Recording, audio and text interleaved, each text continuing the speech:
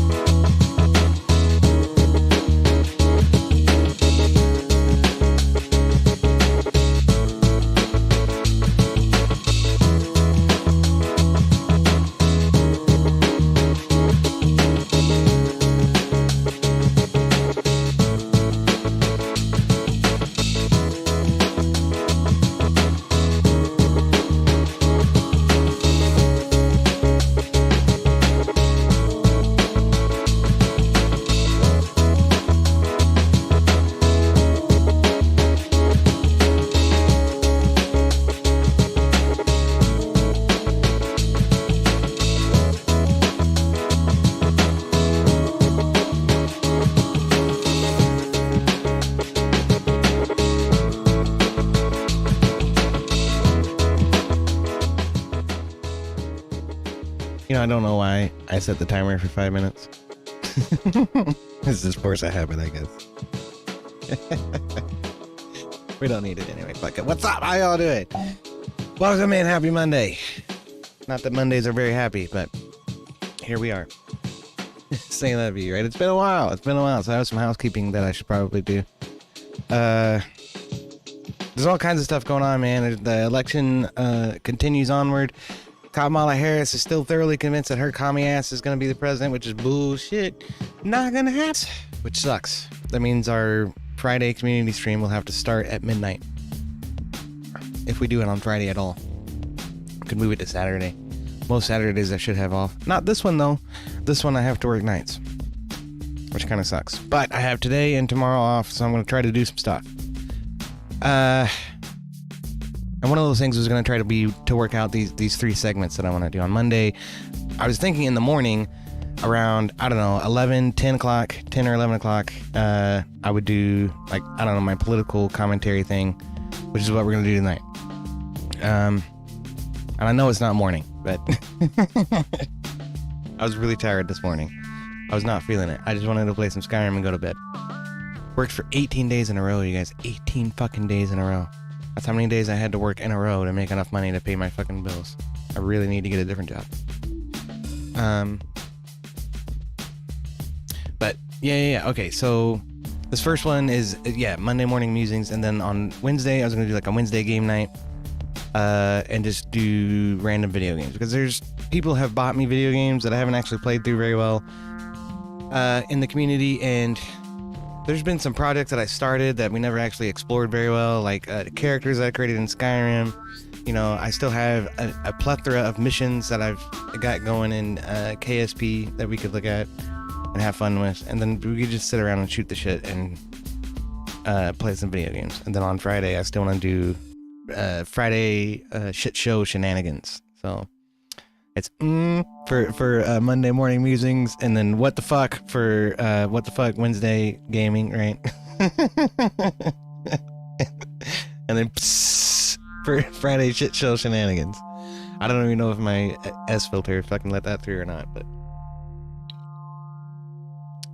it's just an ideal. I'm not sure how far it'll go. We'll see. In any case, a whole bunch has been happening, like I was talking about, right? We got JD Vance out there slaying the media left, right, and center. And like, one guy was commenting, I don't know why they keep bringing him on. He murders them every single time. that shit is glorious. It's glorious. Walz is out there in the field making a complete ass of himself, showing how he knows nothing about how to load a shotgun. We'll laugh at that for a minute or two. And Elon Musk actually landed a rocket for the 19,000th time, but this is the first time they've landed Starship back in its launching tower. So it just keeps getting more and more refined. Elon had these robots come out too that look eerily similar to iRobot. You remember that with Will Smith? And the robots tried to kill everybody? Not cool, Elon. Not fucking cool. Murdercom says, Happy Thanksgiving. Like the non-racist one to the north. What is it, fucking Canadian Thanksgiving right now? Why do I care about that?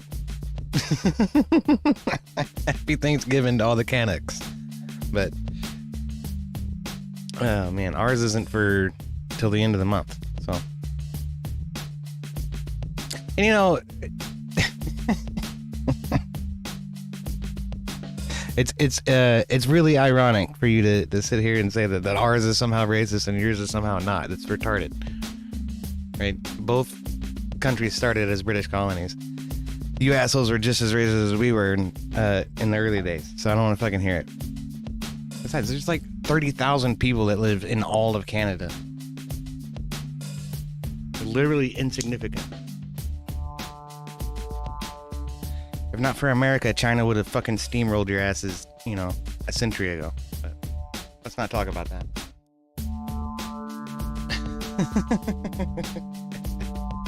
Okay, anyway.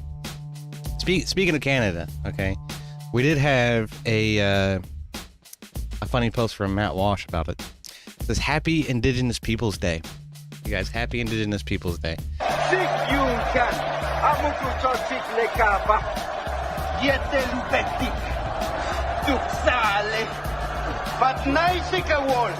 For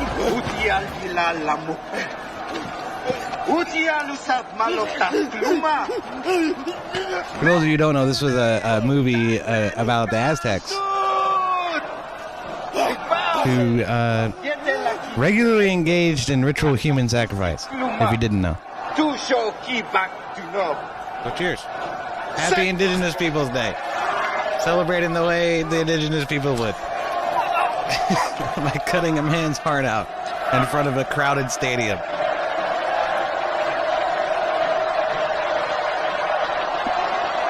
Yay!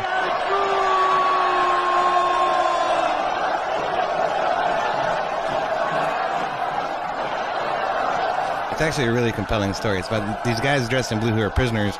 Were like this relatively simple nomadic tribe living in the woods. And then the civilized, quote-unquote, Aztecs came and took them all over. Captured their village and killed a lot of other people. It's a very brutal, gruesome movie, too.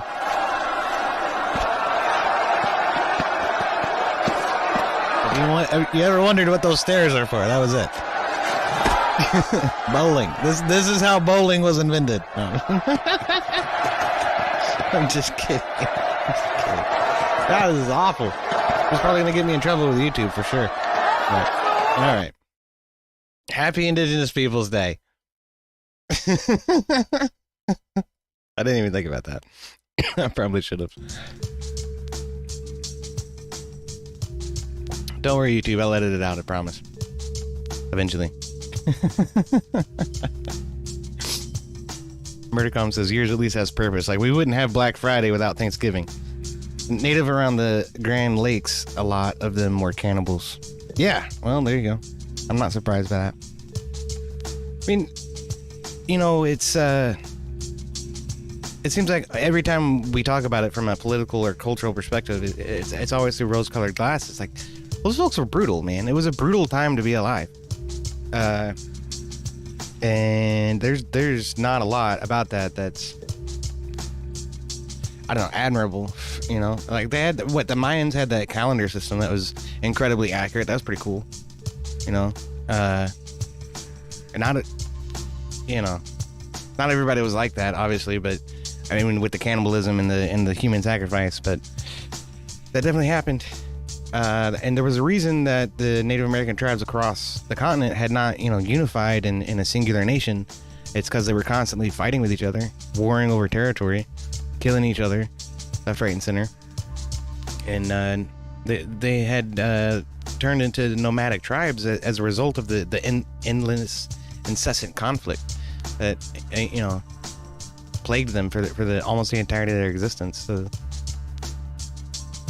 that's why the Europeans found it so easy to sort of conquer the land, is because they were very disorganized and in relatively small groups that didn't offer a lot of resistance.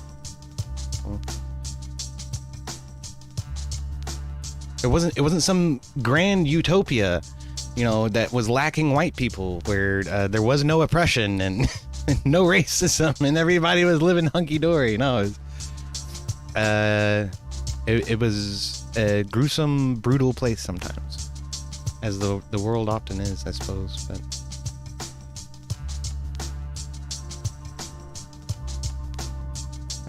yeah, the world is not always a gruesome and terrible place.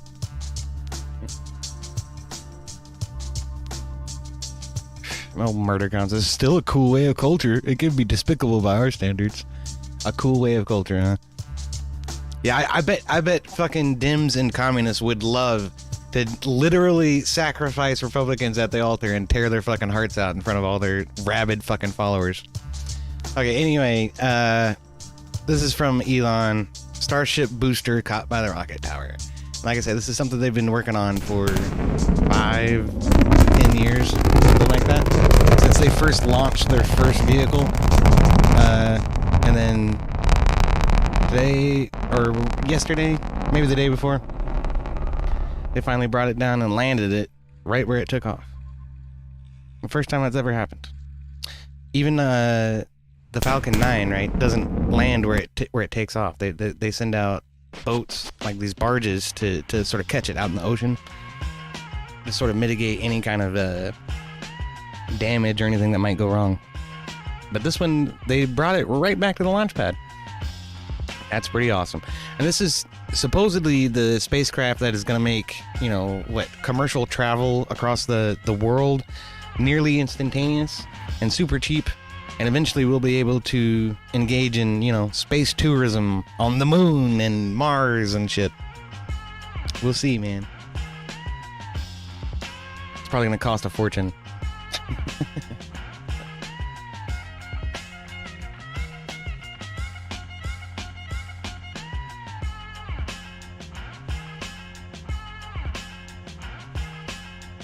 Yeah, it's the Starship booster, though.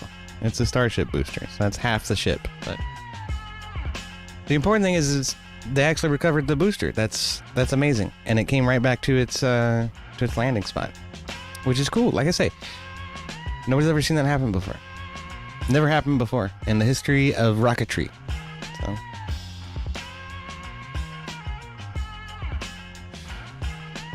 Well, it has a catch. They didn't land it on its wings. Otherwise, the wings would probably fall off. But there's a clamp in there, and in there, I think. I grabbed a hold of it at the right time or whatever. Probably grabbed it a little late. You see it closing? Yeah. And then catch. Yeah. I've seen how it's supposed to work. It's crazy to think that they can be so precise with the landing of this thing. Like, look at the way the thrust twists back and forth, positioning the rocket just so it lands in exactly the right spot. So, that's pretty cool, man. Pretty cool shit. Honestly. Pretty cool fucking shit.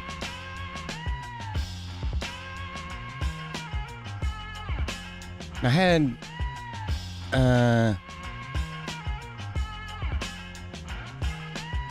well, I had something that I wanted to intro this with, I thought, but maybe I don't.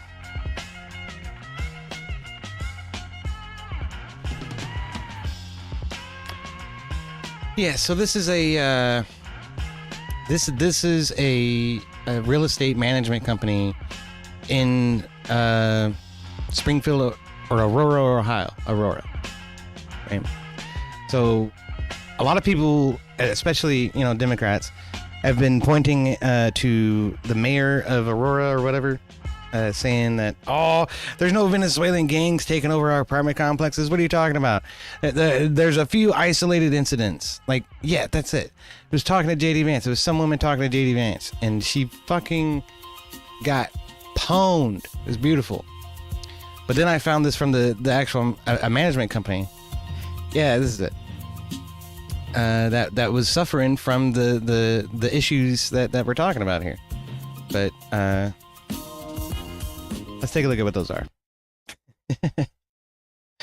That some people left behind, but he's making these statements that the mayor is flat out disputing. Well, Martha, you just said the mayor said they were. Okay, so what she's talking about, and I forget her name, and I'm not sure I really care, considering how disingenuous she can be. But what she's talking about is Trump was saying that Venezuelan gangs are taking over apartment complexes in Colorado. Right, that's what he said. Then the mayor of Aurora comes out and tries to downplay the issue and say, oh, that's not happening. That's not really a thing. And of course, every Democrat pundit and talking head and fucking fanatic on the internet has been repeating the mayor's point of view and saying Trump's a fucking idiot. He's spreading disinformation. This is dangerous. We need to get the law involved. These people should be held liable for lying to the American people, yada, yada, which is completely against the First Amendment. But never mind that. We all knew Democrats wanted to destroy the Constitution in the first fucking place. But okay, so this is their latest excuse to try to do so. Understand what you're saying, that some people left behind, but he's making these statements that the mayor is flat out disputing. Well, Martha, you just said the mayor said they were exaggerated. Grossly that exaggerated. Means that there's got to be some that means there's got to be some element of truth here. And of course, President Trump was actually in Aurora, Colorado, talking to people on the ground. And what we're hearing, of course, Martha, is that people are terrified by what has happened with some of these Venezuelan gangs. Senator Vance, I'm going to stop you because I know exactly what happened. Martha. I'm going to stop. See, won't even let him make the point.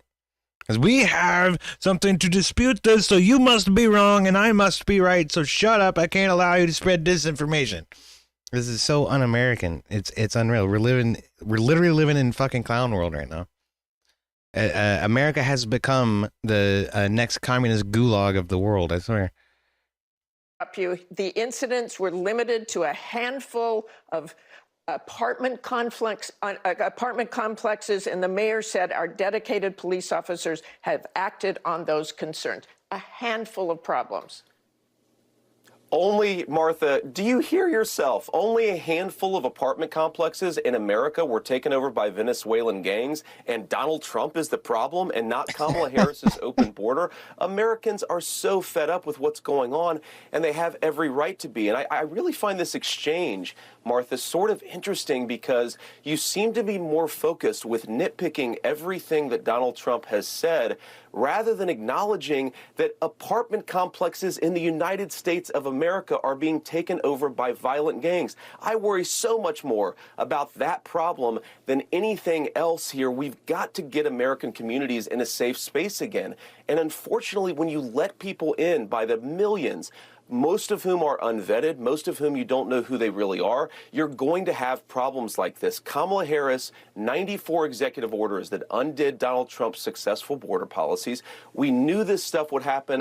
They bragged about opening the border, and now we have the consequences, and we're living with it. We can do so much better, but frankly, we're not going to do better, Martha, unless Donald Trump calls this stuff out. I'm glad that he did. Okay, let's just Me too, frankly. They did not invade or take over the city, as Donald Trump said. Oh my God.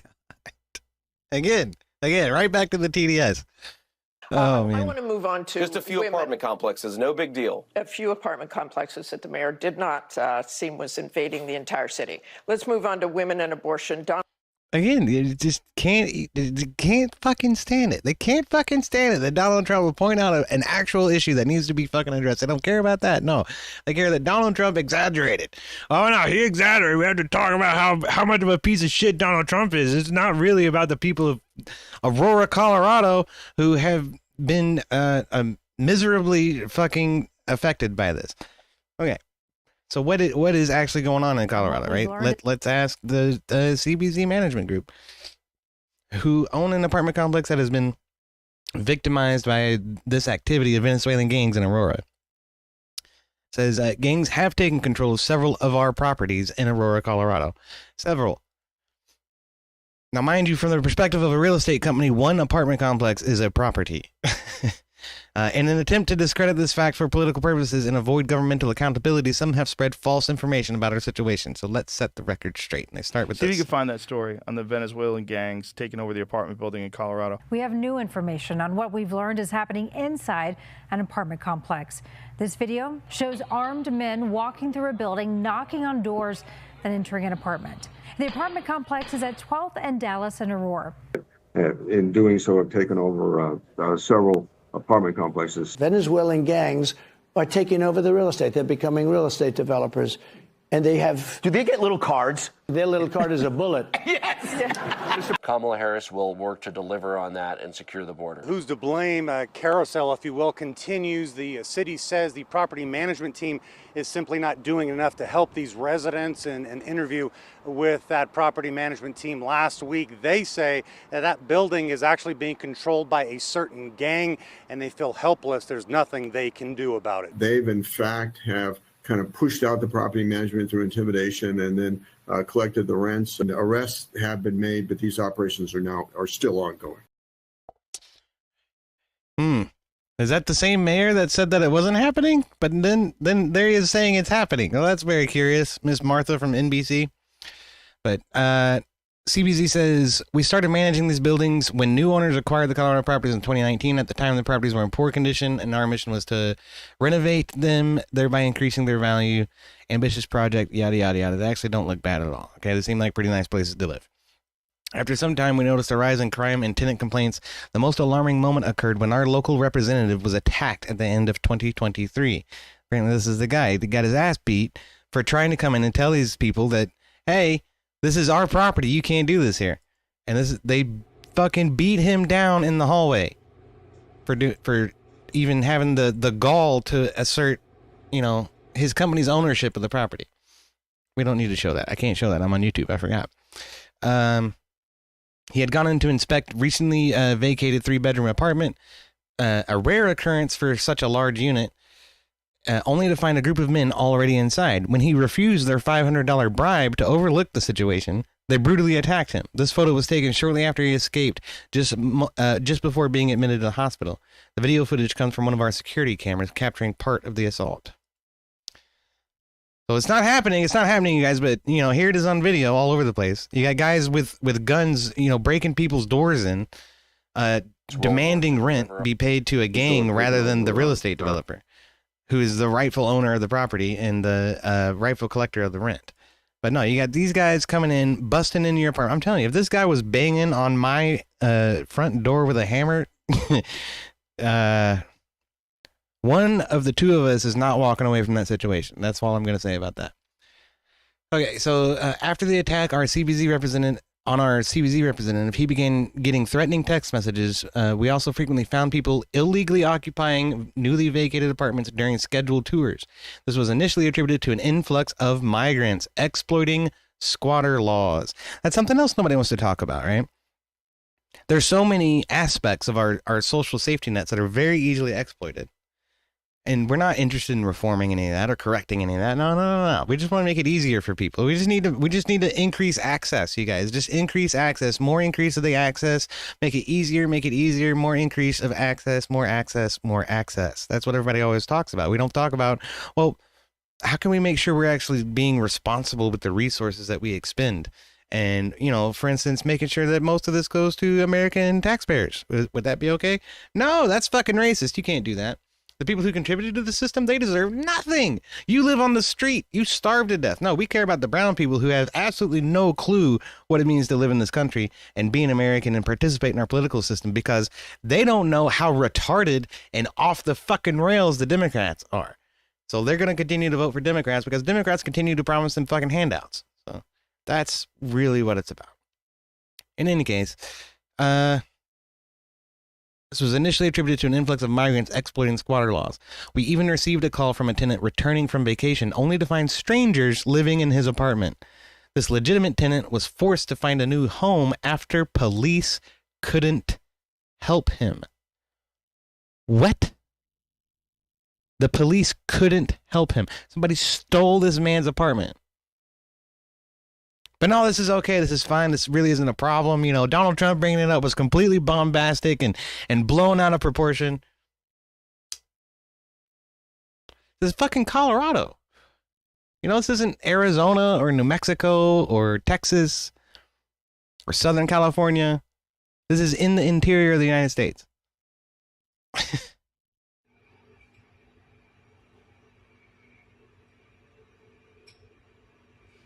And they tell us we don't need 30-round magazines. Are you serious?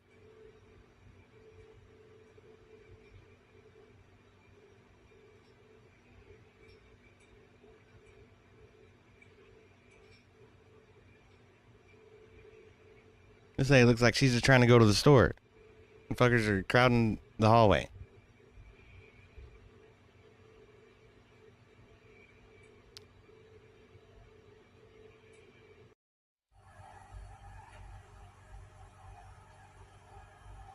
Just kick this dude's door in.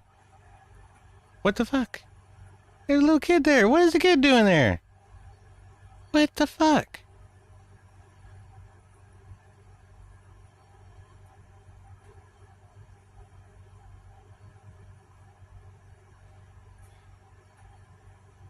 Shit looks like it's coming out of, out of a third world country. It looks like fucking Haiti or Zimbabwe or some shit.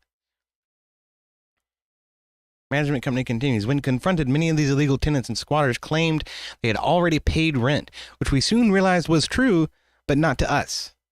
that were paying rent to a different entity, the fucking gang. To address this entity, the gangs, we contacted every city official we could think of for help. Unfortunately, none were willing to take meaningful action. Hey, what's up, Heavy? It's good to see you, man. Heavy says, don't forget, almost every drug is legal in Colorado. Paradise for gang activity. Well, I think that sort of takes the piss out of gang activity revolving around drugs, but at least that was the point of it. I guess the gangs can still sell the drugs for cheaper, but... Meanwhile, our CBZ representative continued receiving threatening messages in which these criminals revealed his home address and his spouse's name. You gotta be kidding me. Finally, the Aurora Police Department, FBI, and Homeland Security informed us that those sending the messages and controlling our buildings were part of a notorious Tren de Aragua gang from Venezuela, Venezuelan gang. They also mentioned that our situation was just a blip on the radar, as this gang is causing significant problems nationwide. How come I haven't heard of them outside of Aurora, Colorado then? 2 days after our FBI meeting, the gang confronted our on-site manager, asserting control over all 3 properties. They offered an ultimatum: share rental income 50-50 or lose the buildings permanently. They also threatened to harm him and his family. For the safety of our management team and their families, we withdrew them from the properties and focused on seeking help from government agencies.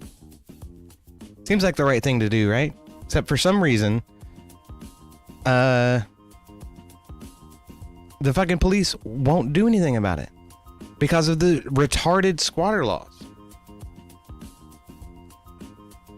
Racecar says, sue the ever-loving shit out of the city at that point. Yeah, class action suit for every tenant in the apartment. For sure. But once we fully understood what we and our tenants were facing, we expected a swift response, with the city offering meaningful resources and police protection, perhaps even from the National Guard, to help us regain control of our properties. That never happened. Instead, we were left helpless, watching as violence, bullets, and destruction overtook our buildings. Many of our legitimate tenants fled out of fear.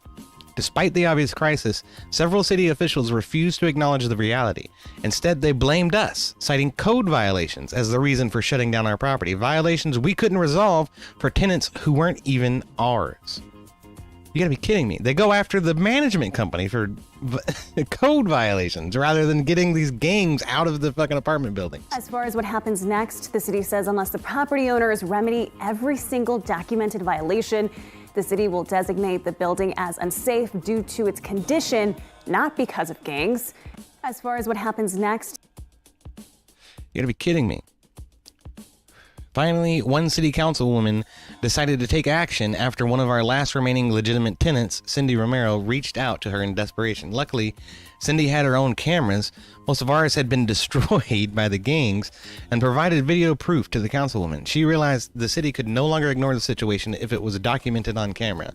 Once she gathered sufficient video evidence, she assisted the tenant in relocating to safety before publicly releasing the footage. There have been rumblings of new gang activity in Aurora all summer. Officials have skated around the topic, but now there's video and victims they can't deny. It's really like being held hostage. Cindy was a prisoner in her own home. She's lived in this building at 12th and Dallas for years. This summer, when crime got worse, Cindy got cameras. Doorbell video shows a group of armed men forcing their way into her neighbor's home. So that's what it took. This lady had to put up a Ring doorbell to record this shit happening before anybody would do anything about it. Are you kidding me? My God. And you still have national media out here denying this shit is happening. For the sake of what, being able to call Trump a liar? Even though he's clearly not lying. This is clearly an issue. Another night, her camera outside captured 2 men approaching a vehicle, guns drawn. She's called 911 so often, they know her by name. He said, ever considered leaving? If I could afford to leave, I wouldn't be there. She says neighbors fall asleep to gunfire. Her car still damaged from an overnight shootout. Good Lord. It was one of the few times Aurora police responded. They will call me and say, I'm sorry, but we're not coming. We're not coming until it's a bad enough crime. This week, her pleas for help were finally answered, not by the city, but by Councilwoman Danielle Jurenski. I think that politics is being played here with people's lives. While APD and the city denied gang activity, Jurenski moved Cindy out of that apartment herself. For weeks, officers have told her their hands were tied. What I am told is that police leadership put it out that no less than like 3 or 4 officers could respond to one of these complexes. Wednesday, Aurora police said they're aware that components of TDA are... Look at the garbage out there. That's because the garbage folks probably stopped coming by. I'm tired of getting harassed by the fucking gang. In Aurora. In a statement, APD says, it would be improper at this time for the city and APD to make any conclusory statements about specific incidents or provide details about law enforcement strategy and operations. Based on our initial investigative work, we believe reports of TDA influence in Aurora are isolated. I now have other property owners, other apartment complexes calling and telling me the same kinds of things. Food is the biggest commodity over there. Cindy says she survived the ordeal by staying quiet, giving them food and bed bug spray every night, praying she'd hear sirens. They left us there to die. In her new home, far away, the peace she feels is fleeting. Because for so many others, she says there is no escape, no solution, and no sign that help will ever come. My family lives in Aurora. My daughters live there. I talked them into moving to Aurora. If someone doesn't do something now, their apartments are next. Isn't that the fucking truth? And the people who have been elected, appointed to office in order to address issues like this are throwing their hands up and saying there's nothing we can do because those are black and brown people. So we just have to let them do whatever the fuck they want to do because we can't be, we can't do anything about it because then we'd be racist. This shit is unreal. It's unreal. I cannot believe that this is the state of our country right now. And it's all thanks to idiotic Democrat liberal leadership. Okay? It's because people kowtow and they bend over backwards for fear of being labeled some unpleasant fucking name. And being associated with some idea that probably has nothing to do with who they are. It's propaganda and it's like a cult-like influence over particularly politicians' decision-making processes, which is the most disturbing aspect of it. Because the people who are the most loyal to the party are the ones who just turn a complete blind eye to this kind of stuff and say, oh, that cannot possibly be happening because immigrants are good. Right? There's no such thing as Venezuelan gangs. What are you talking about? This is ludicrous. And I'm sure this is how, most left-leaning people react to this. That's completely fucking insane. What are you talking about, you stupid Republicans? I swear, all of this disinformation is dangerous. You're going to get people hurt. No. You know who's going to get people hurt is the violent gangs coming across the border, taking over apartment complexes in Aurora, Colorado. That's who's going to get people fucking hurt. Okay? And here are some of them who have been hurt, who've been displaced from their homes because of your cowardice and your inability to act and enforce laws on the books. Oh man, it's so frustrating because we have legal infrastructure in place to deal with this, and people are just unwilling to follow and abide and enforce the law. Unfucking real to me. Despite clear evidence, many still deny the reality of the situation, sometimes using us as scapegoats. That's why we are no longer staying silent. We will continue to counter falsehoods with simple facts and evidence. Yes, gangs did take control of our apartment complexes in Aurora, and the government did nothing. That is the real story. So, I just can't fucking believe it, man. I can't fucking believe it.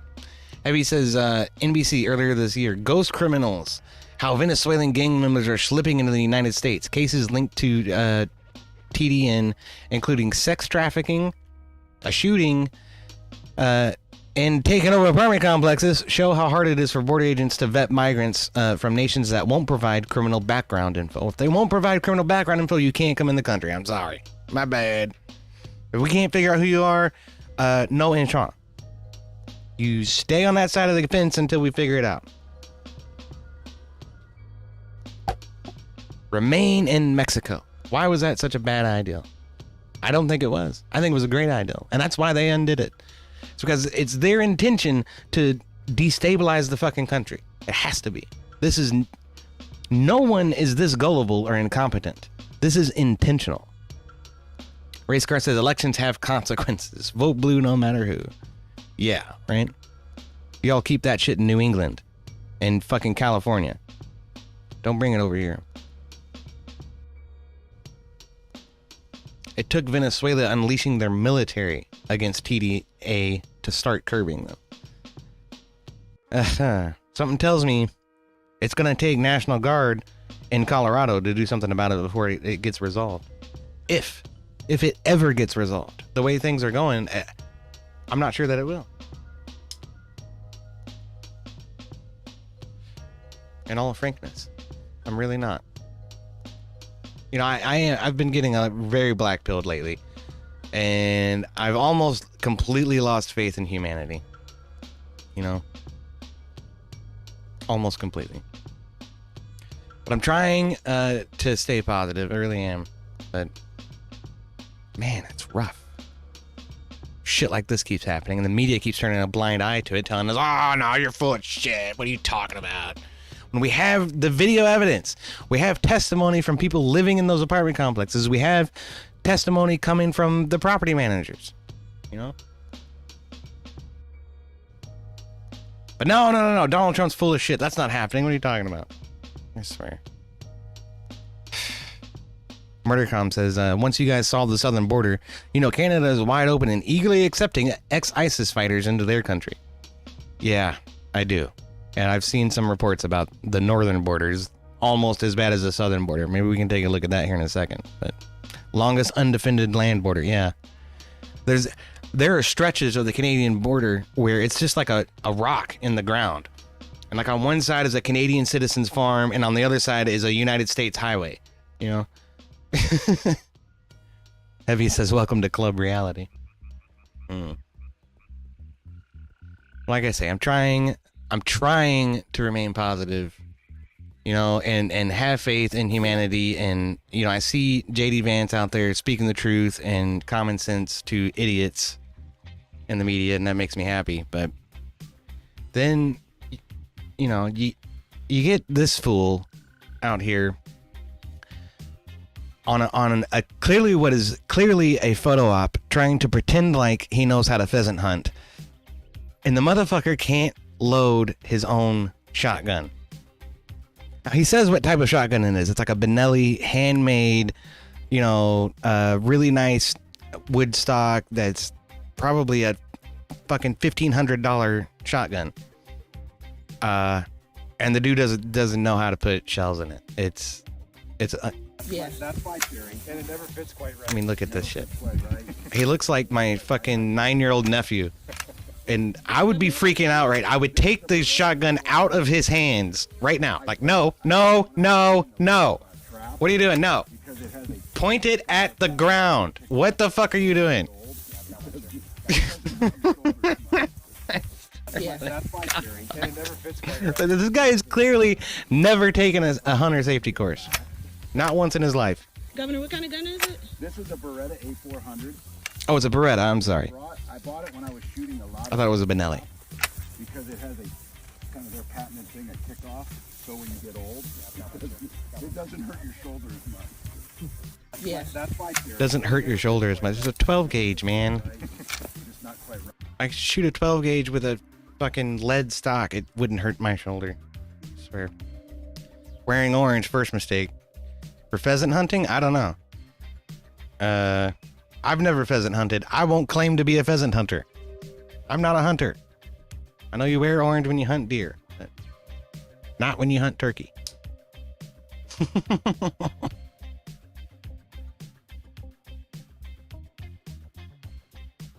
So if turkeys can see it, pheasants can probably see it too. Deer are colorblind though. Anyway, you are a tiny man, but I believe you. I'm not tiny.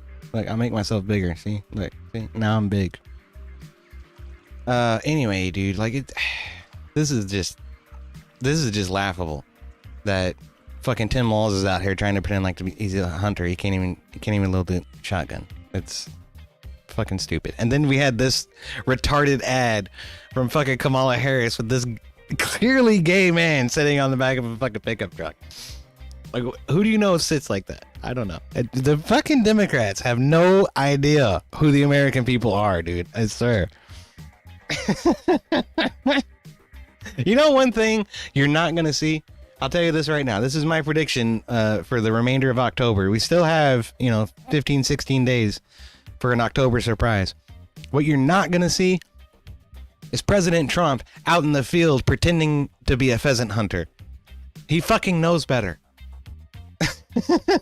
That man's never seen a field in his life, I'd venture a guess. And neither has this one, but Heavy says got an old mail order Ranger brand 12 gauge that will make you say otherwise. Maybe. Oh, I don't know. I've shot several 12 gauge shotguns and none of them seem all that bad. Of course, what I'm comparing it to is a break open 10 gauge that my dad decided to use to teach me how to shoot a shotgun. And that has like a metal plate and a solid wood stock, and it's very light. That gun kicks the shit out of you. That gun would kick the shit out of you. But ever shot a cavalry 45-70? No, I have not. If you're not a Republican, half your photo ops are you just adjusting your junk.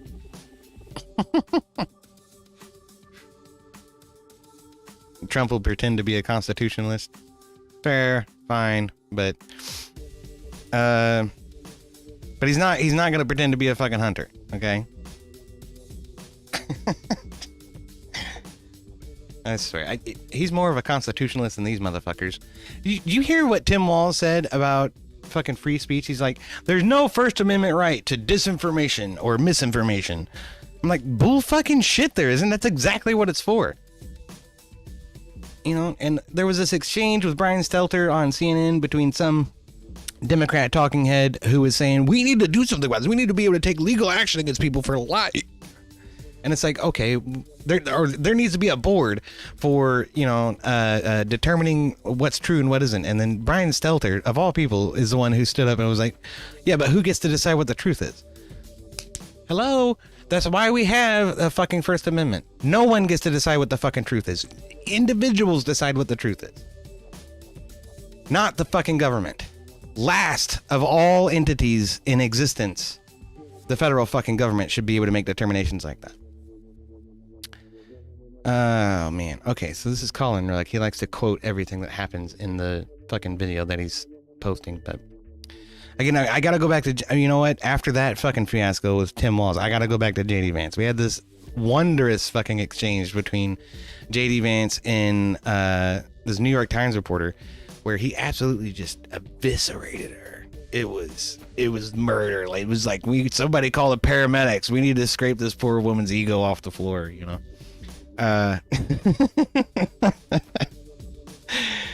But this kind of goes back to the same thing that he was talking about in the last video, which is, the immigration crisis. And what is it? She brings up housing and is like, how does your administration plan to deal with the imminent housing crisis that's going to happen when you ship out all of the people who work in construction? That's literally the essence of her argument. Like, how racist is that, too? Like, they're just fucking blatant about the racism. And Kamala Harris fucking pulling out every accent that she can out of her ass every time she talks to a different group of people. It's laughable. It always takes me back to Saul Alinsky in Rules for Radicals. Blame your enemy of what you're doing before they blame you of it. The Democrats are racist as fuck. That's why they're constantly accuse Republicans of being racist.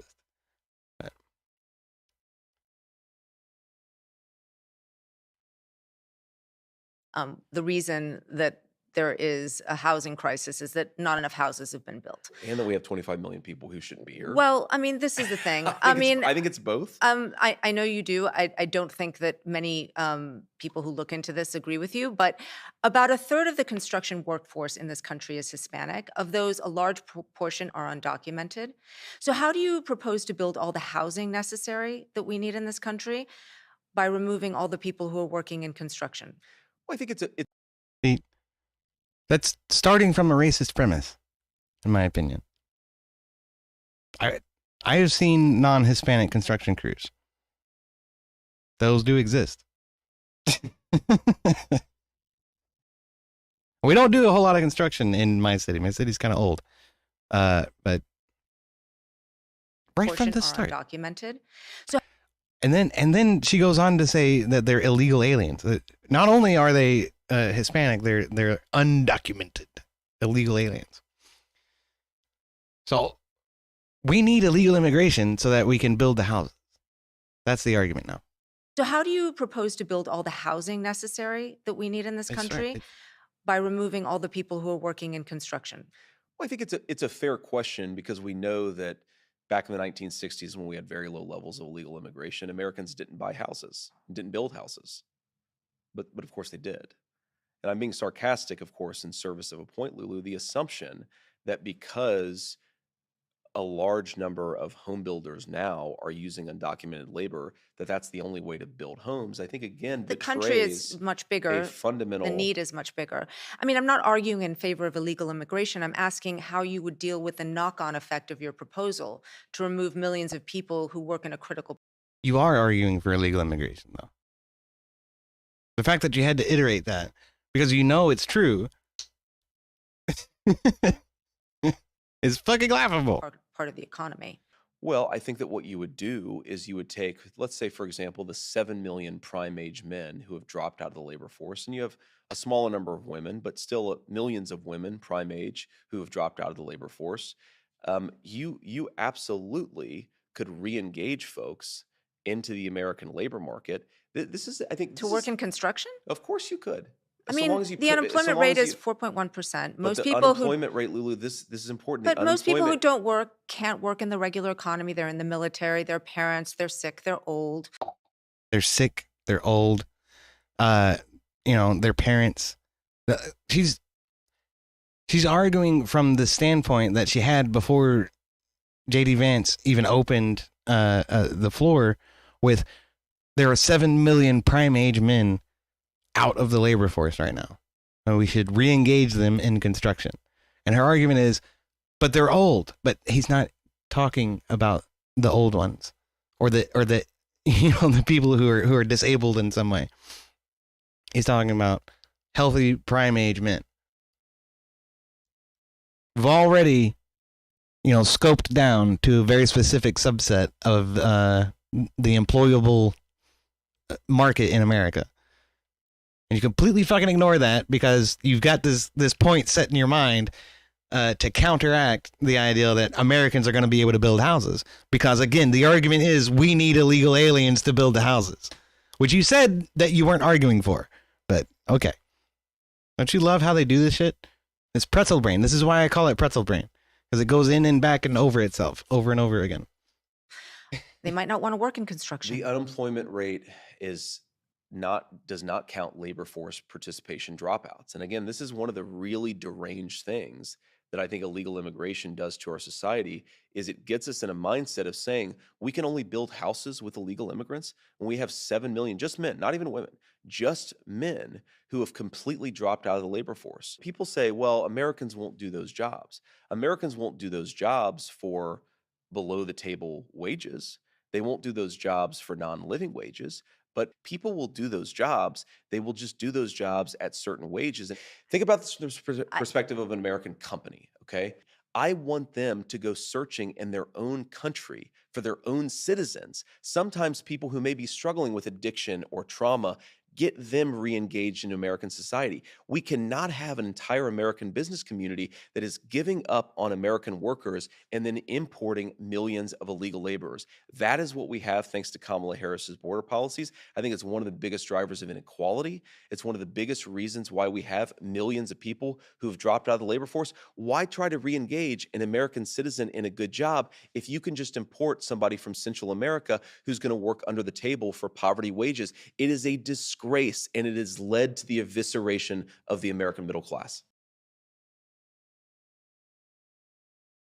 I love it. Fucking JD Vance, man. He's like a shiny beacon of common sense in a world that's marred with idiocy. Unreal. Fucking love it. You know, I say this often, I think, but I was very skeptical at first of JD Vance. I didn't know what to think about him. I thought he was going to be, you know, just some rhino, middle of the road fence sitter, but man, has he proved me wrong. I am thoroughly impressed with the guy. I really am. Everybody says Democrats never quit believing in human farm equipment. That's true.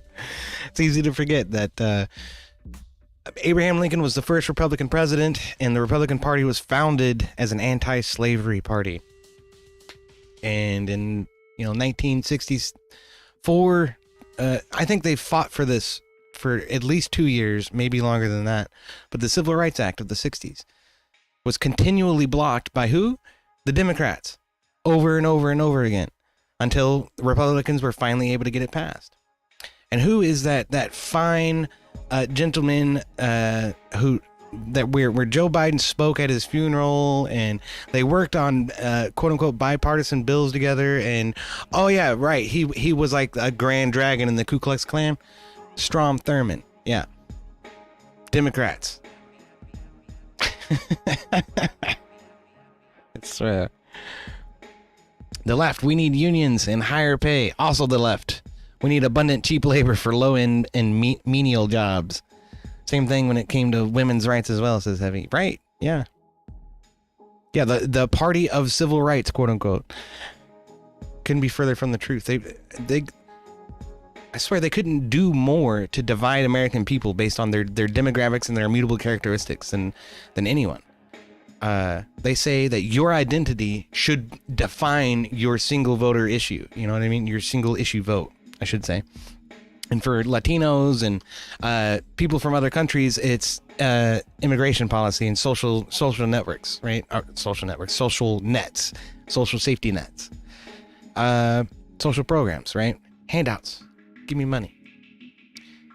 And then for black people, it's like the same thing, right? The welfare state and food stamps and child support. Not child support, but you can get money from the government just for having kids. I forget what they call that. But people do that. That's how you end up with babies' mamas in the ghetto with fucking 5 kids. Because she's getting money from the government for each one of them. I wouldn't say this if I didn't have, a personal experience with someone in my family doing the same fucking shit. So, I'm not talking about black people necessarily. But it is. It's a disgrace what's happening with the construction market. It's a disgrace what's happening with the labor market. Unskilled labor markets in America in general have all been swamped with this kind of shit. People coming in undocumented, quote unquote, working for under the table wages, which is, less than minimum wage in some cases. And what do they do with that money? A lot of it ends up getting sent back. Like they're staying with somebody for free and going to work and sending every fucking dime back to whatever country they came from. So they're extracting value from our economy and sending it away. And somehow this is contributive and good for us. I mean, Democrats blow so much smoke up the American people's ass. It's fucking unreal. Right.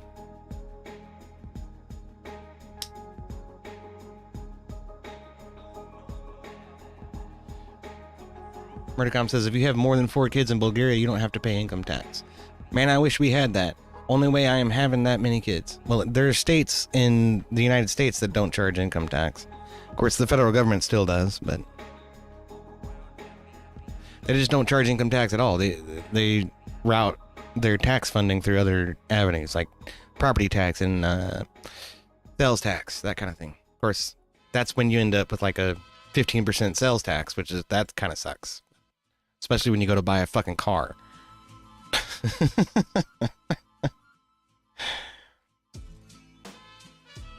Fuck the feds. Yeah, I'm down with that. Don't tell them I said that, though. They'll come to my house. Man. But since we have our resident communist in the room, Murdercom, I'm gonna go to this one for you. Okay, this is a message to every college age communist in America, and I mean the continent of North America, not just the United States. That's gonna be very uncooperative. That's okay. Yeah, reality sucks. Capitalism is bad. I don't like it.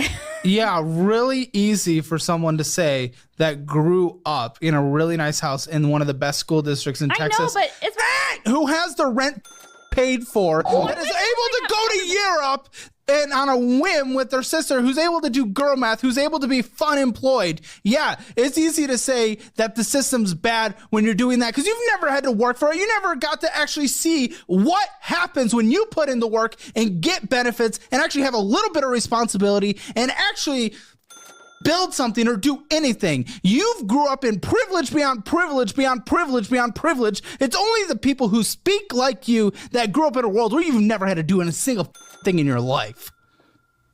So I don't want to hear about that. What a joke. Thing in your life.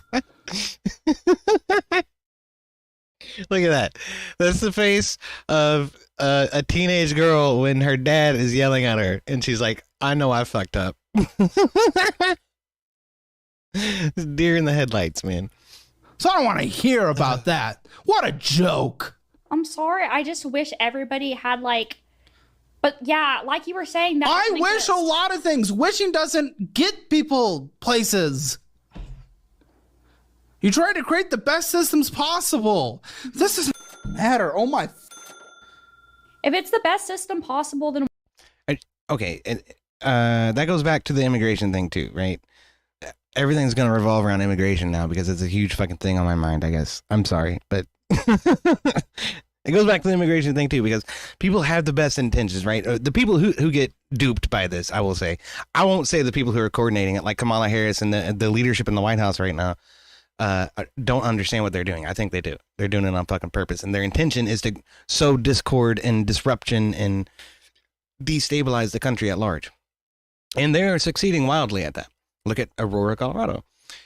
In any case, the people who get sucked into it and think that it's a good thing have the best of intentions. They want to help people who are having a rough time, and they think that whatever situation they're in is completely unlivable, and that they need to escape their country in order to come live in a better place, and they should be granted asylum. And it's like, okay, well, maybe in 10% of the cases, the 20 million sons of bitches who have come across the border illegally over the course of this administration might actually have legitimate asylum claims. But the problem with the administration is the system that they've implemented is that everybody can claim asylum. It doesn't matter who you are. You can come in the country, you can live on the streets and live off of our social safety nets until we can see you in court, which at this point is 10 years from now. We're just going to let you loose in the country for 10 years.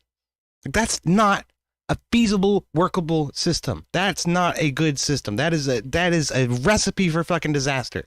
And anybody who refuses to see that is simply blind. They've pulled wool over their eyes and refuse to see the truth because of the heartstrings. They want to feel good. I want to help people. We have to help these people. Yeah, but we don't have to help them at the expense of, destroying everyday Americans' lives. That's retarded. That's completely antithetical to the goal. We're supposed to have a functional society. That's why they want to come here, is because of our functional society. If you break that down with lawlessness and fucking gangs taking over apartment complexes, right? And motherfuckers picking up ducks out of the park and chopping their heads off and gutting them in front of kids, like the civilization starts to fucking erode. And it no longer is what those people came seeking in the first place. You see what I'm saying? Like... You're shooting yourself in the foot despite your face. It's stupid. But people don't see 3 inches past their nose. You know what I mean? All they care about is what they feel, and what they feel is that people need help and we should help them. Fucking great. Let's put them in Mexico and let them sit there until we get a chance to see them. Let them spend their 10 years waiting for the asylum claim to come through somewhere else. And when those people get tired of fucking dealing with the lawlessness and the gangs and the bullshit, they'll probably move the standard down even further, right? If we force them to stay in Mexico, Mexico's going to get fucking tired of it. If Mexico forces them to stay in Honduras, Honduras is going to get tired of it, and yada, yada, yada, on down the line. Because there has to be a process. You can't just open the border and say, everybody come on in, which is exactly what this administration has done. And the result has been disastrous. Why are there? I'm not saying this is the.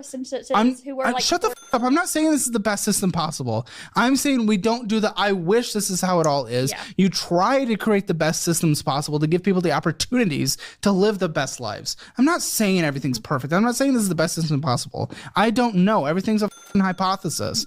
It's. Yeah.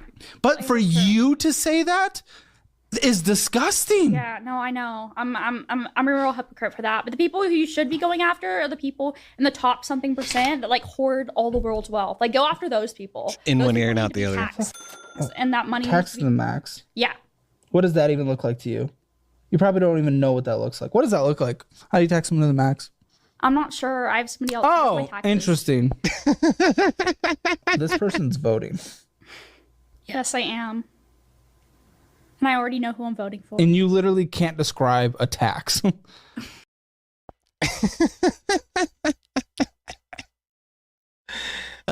Oh, man. Murder comes to this. Communists don't have much privilege, to be honest. I see that's where you're wrong. People, when I say communists, I don't mean people who are living under communism necessarily. I mean people who support communism, like this lady.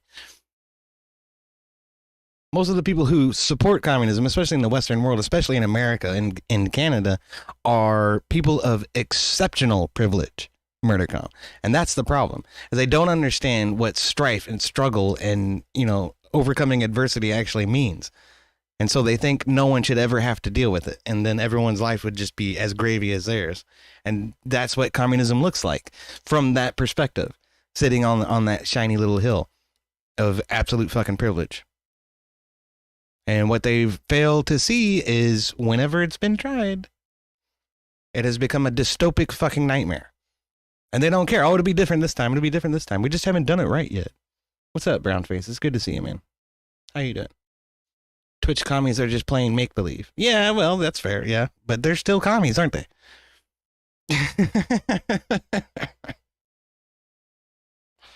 They're still fucking commies. And it takes, hard conversations like this in order to break people out of that fucking, I don't know what you call it, a trance, I guess. Or they believe it'll be the absolution of the world. And it won't. It'll just be, Mao Zedong all over again. It'll be Stalin all over again. It'll be Hitler. It'll be Maduro. Fucking Castro. No, thank you. You can fucking keep it. I'll take my mean tweets and my disinformation. Thank you very much. I'd rather have that than, widespread famine and 100 million deaths in 100 years.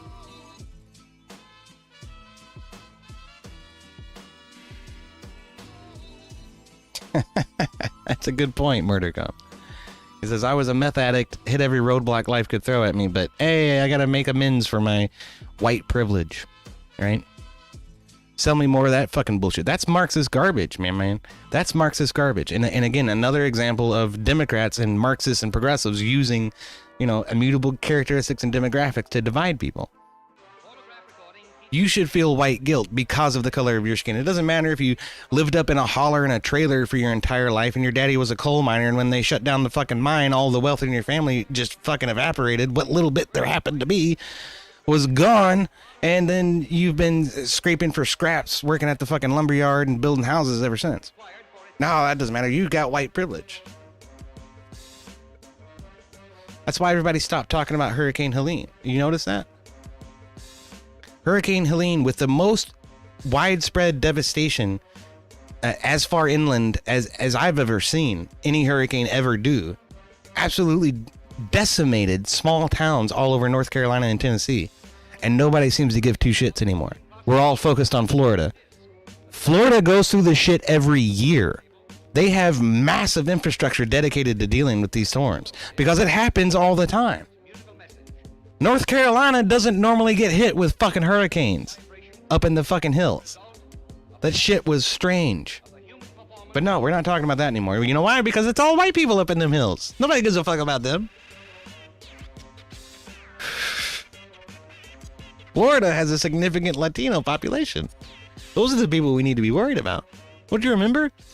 FEMA is now addressing emergencies according to equity, right? Well, according to equity, we have to abandon the white folk in the hills of North Carolina and go focus on the Latinos in Florida. I swear, this shit is insane, y'all. It's fucking insane how blatant it is.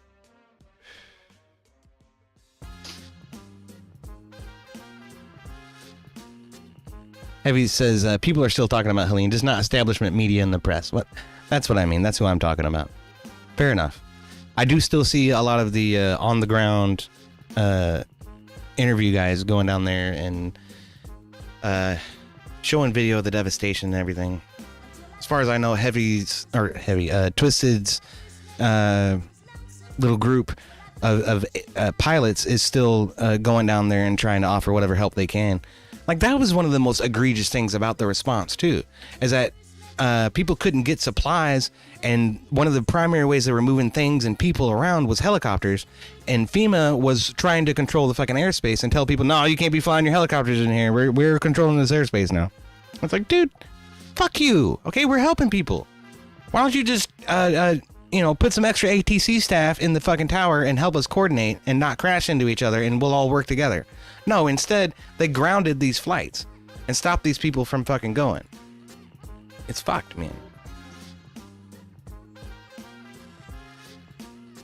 I don't know if I'm going to find that one. I don't think I bookmarked it. But I guess we could use a little levity right about now.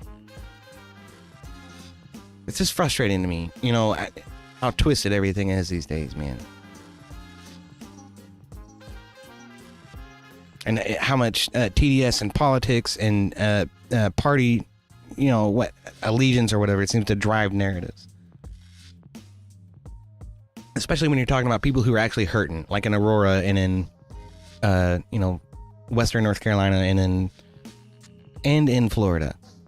God rest those people's soul. I'm not trying to downplay the shit that they went through. Helene hit Florida too, so that's 2 hurricanes in less than a month. That's fucking rough. Not gonna lie, but I have every confidence in DeSantis and in Florida's emergency response, infrastructure to deal with that in the best way possible. It's particularly egregious that the people of Appalachia just get completely swept under the rug and forgotten about. It's the same thing that happened with Katrina. You remember Katrina? The whole Gulf Coast was absolutely decimated, and that's Mississippi, Alabama, Florida, all across Louisiana, and a big part of Texas is the Gulf Coast. The whole Gulf Coast was decimated by Katrina. But all anybody ever wanted to talk about was New Orleans. It was New Orleans, New Orleans, New Orleans, New Orleans, New Orleans. And it's because the mayor and the city council raised such a big stink over FEMA's response that was the only thing in the news cycle was New Orleans. Well, guess what? I lived down there in 2009, 2010, 2000 up to January 2011, and New Orleans was fine. So this was a couple of years after Katrina. New Orleans had completely recovered. It's like it never happened in New Orleans. But you go to past Christian in Mississippi, and there's still flattened houses on the coast. There's still lots that had never been redeveloped, and buildings and shopping centers that were decimated and abandoned and just left there decrepit. It looked like a fucking war zone. And this was 4 or 5 years on after the storm. Places that never recovered, never got a lick of fucking news coverage, never saw the spotlight. And I'm just afraid that that's what's going to happen to North Carolina. Like, those little towns will just never be the same. They'll never recover from this. And nobody seems to give a shit. Florida's going to be okay. You know? Florida will recover. But North Carolina probably won't.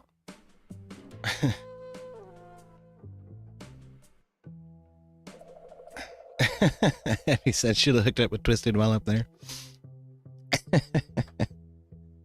Yeah, that would have been fun. I'd like to have a beer with him, but then he'd want me to get in his plane and go do loops, and I don't know if I want to do that. No, he was probably flying somebody else's helicopter, more than likely. That would have been a lot more useful. Racecar says Katrina was a prime example of why it's a bad idea to build a city below sea level. That's fair. But New Orleans has been there for a long time, like since the Louisiana Purchase. So. Since before the Louisiana Purchase, I think, actually. I think the French built it. It's a big part of history, though, you know? Anyway. Yeah, let's take a look at this. We'll have a little bit of levity. It'll be nice. Sorry, I don't want to be all depressing and shit all the time.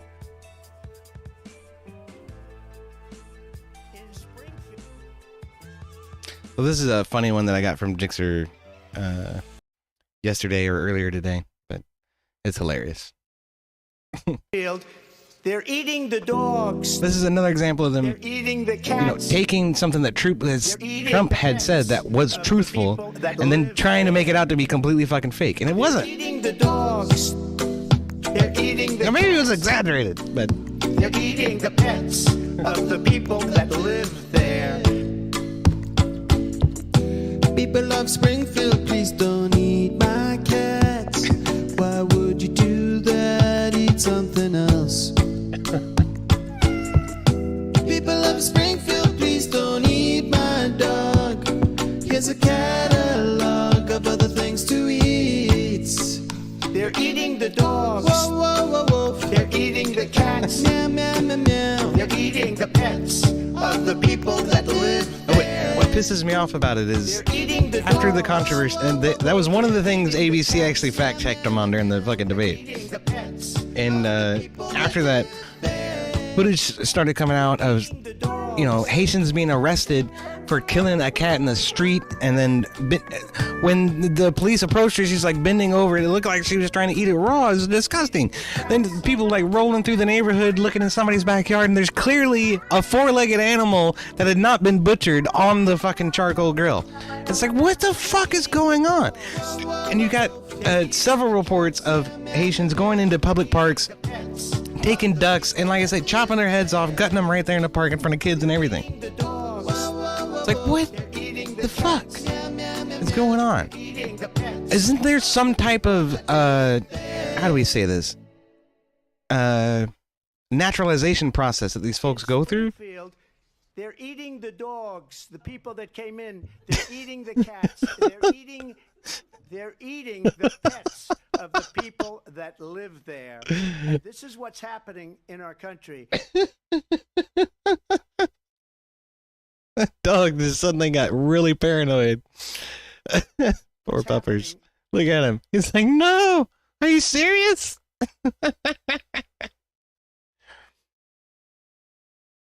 Oh, shit. Hold on a second here.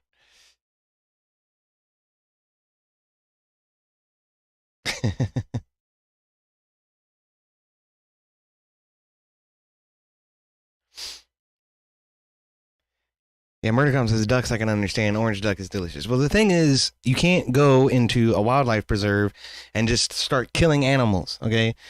And generally, city parks are wildlife reserves. That's what I'm talking about. That's why there needs to be a naturalization process, at least like a briefing of some kind to say, hey, here's some do's and don'ts. Drive on the right side of the road, not the left side of the road. And some of them don't seem to understand that. Don't go into the park and kill the animals. That's not what the park is for, okay?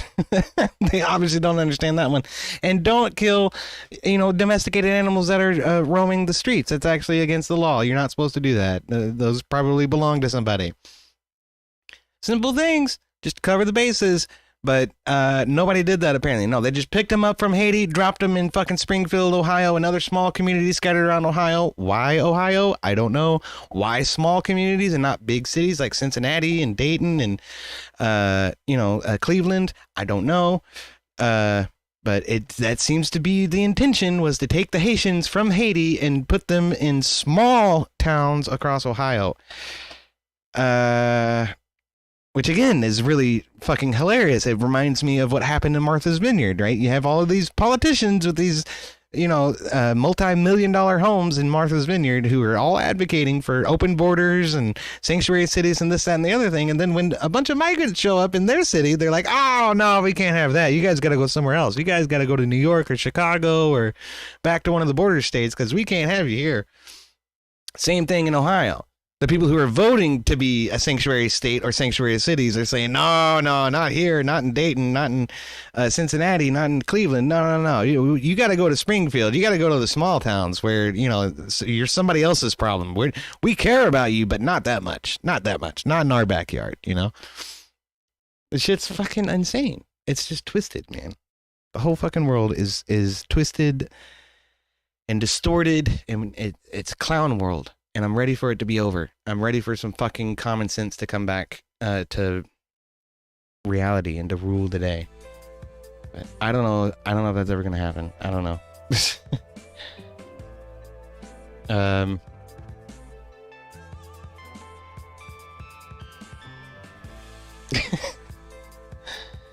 Heavy says via the New York Post, grisly videos emerged of a blood-soaked woman after she was allegedly caught killing and eating a cat in Ohio, but she's neither Haitian migrant nor anywhere near Springfield. Alexis Farrell was arrested and charged on August 16th after a distraught witness called 911. They'd spotted her allegedly eating the feline in a neighborhood outside Canton.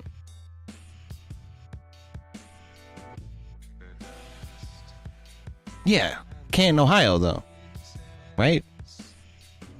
So she wasn't a Haitian. Then why was she eating a cat? I don't know. That's really weird.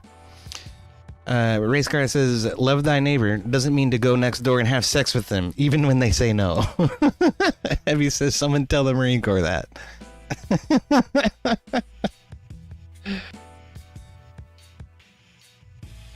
Oh, goodness.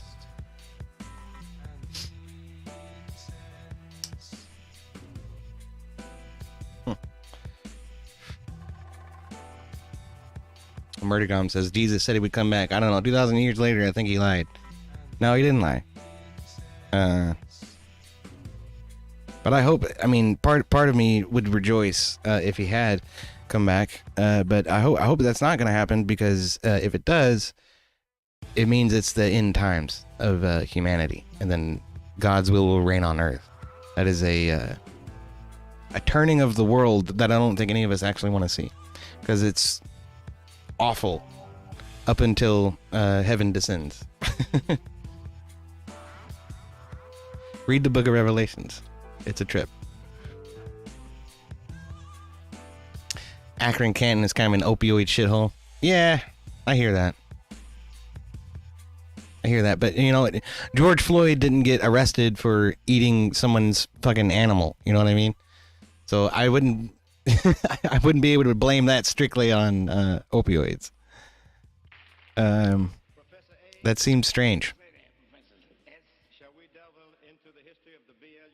Seems strange. I guess this is kind of in theme in what I'm talking about, trying to search for sensibility in the world. We did have Michael Schellenberger show up on Joe Rogan again recently, and that's always a good time when those guys pop in and say hey to Mr. Rogan. They haven't been doing much since the Twitter files got released.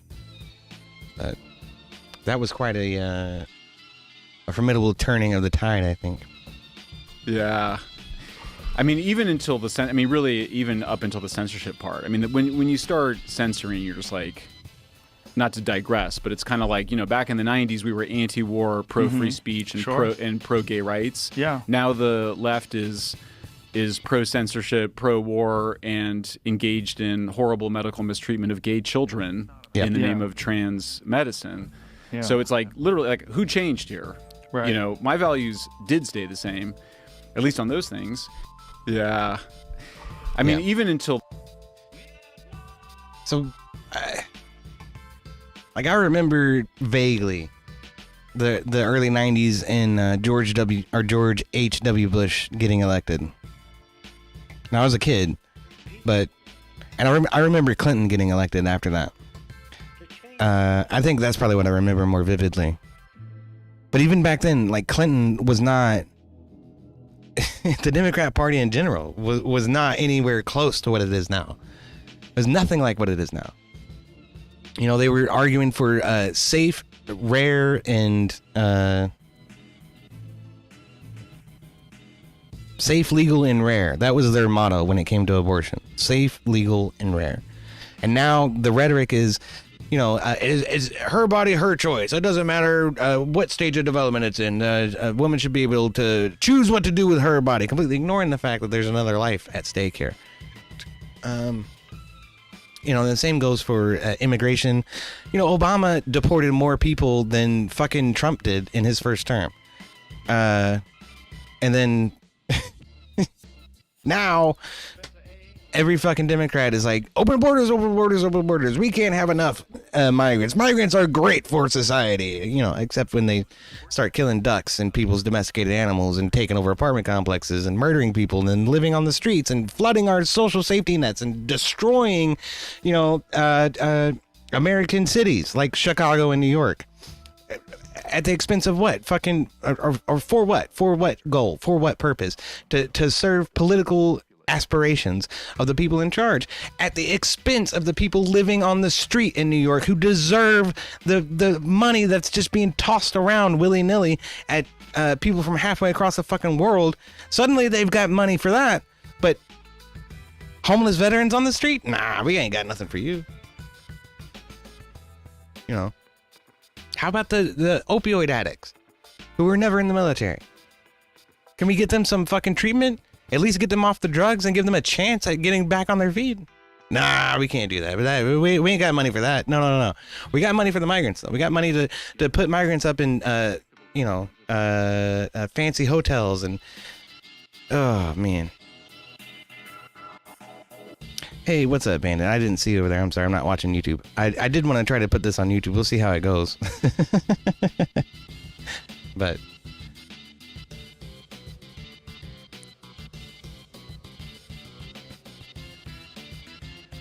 yeah. Brandon says it's almost certain the country won't be righted without blood being spilled. I hope you're wrong about that, brother. I really do. And we got Abrams over here in Kick. Although Hillary wanted healthcare called the gatekeeper. Sick, even back then. Yikes. Yeah, I didn't remember that. I don't remember much about her tenure as Secretary of State, except for the Benghazi incident. That was fucked up. That was really fucked up.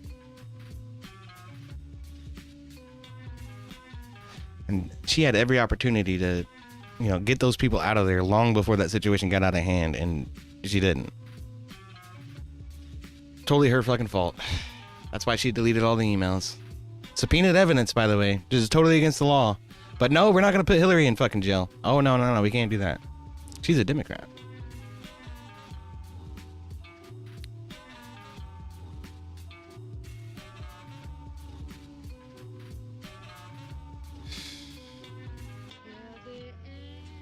Oh, man. I don't know. I guess, honestly, I'm running out of steam. I think that's about all I had for tonight.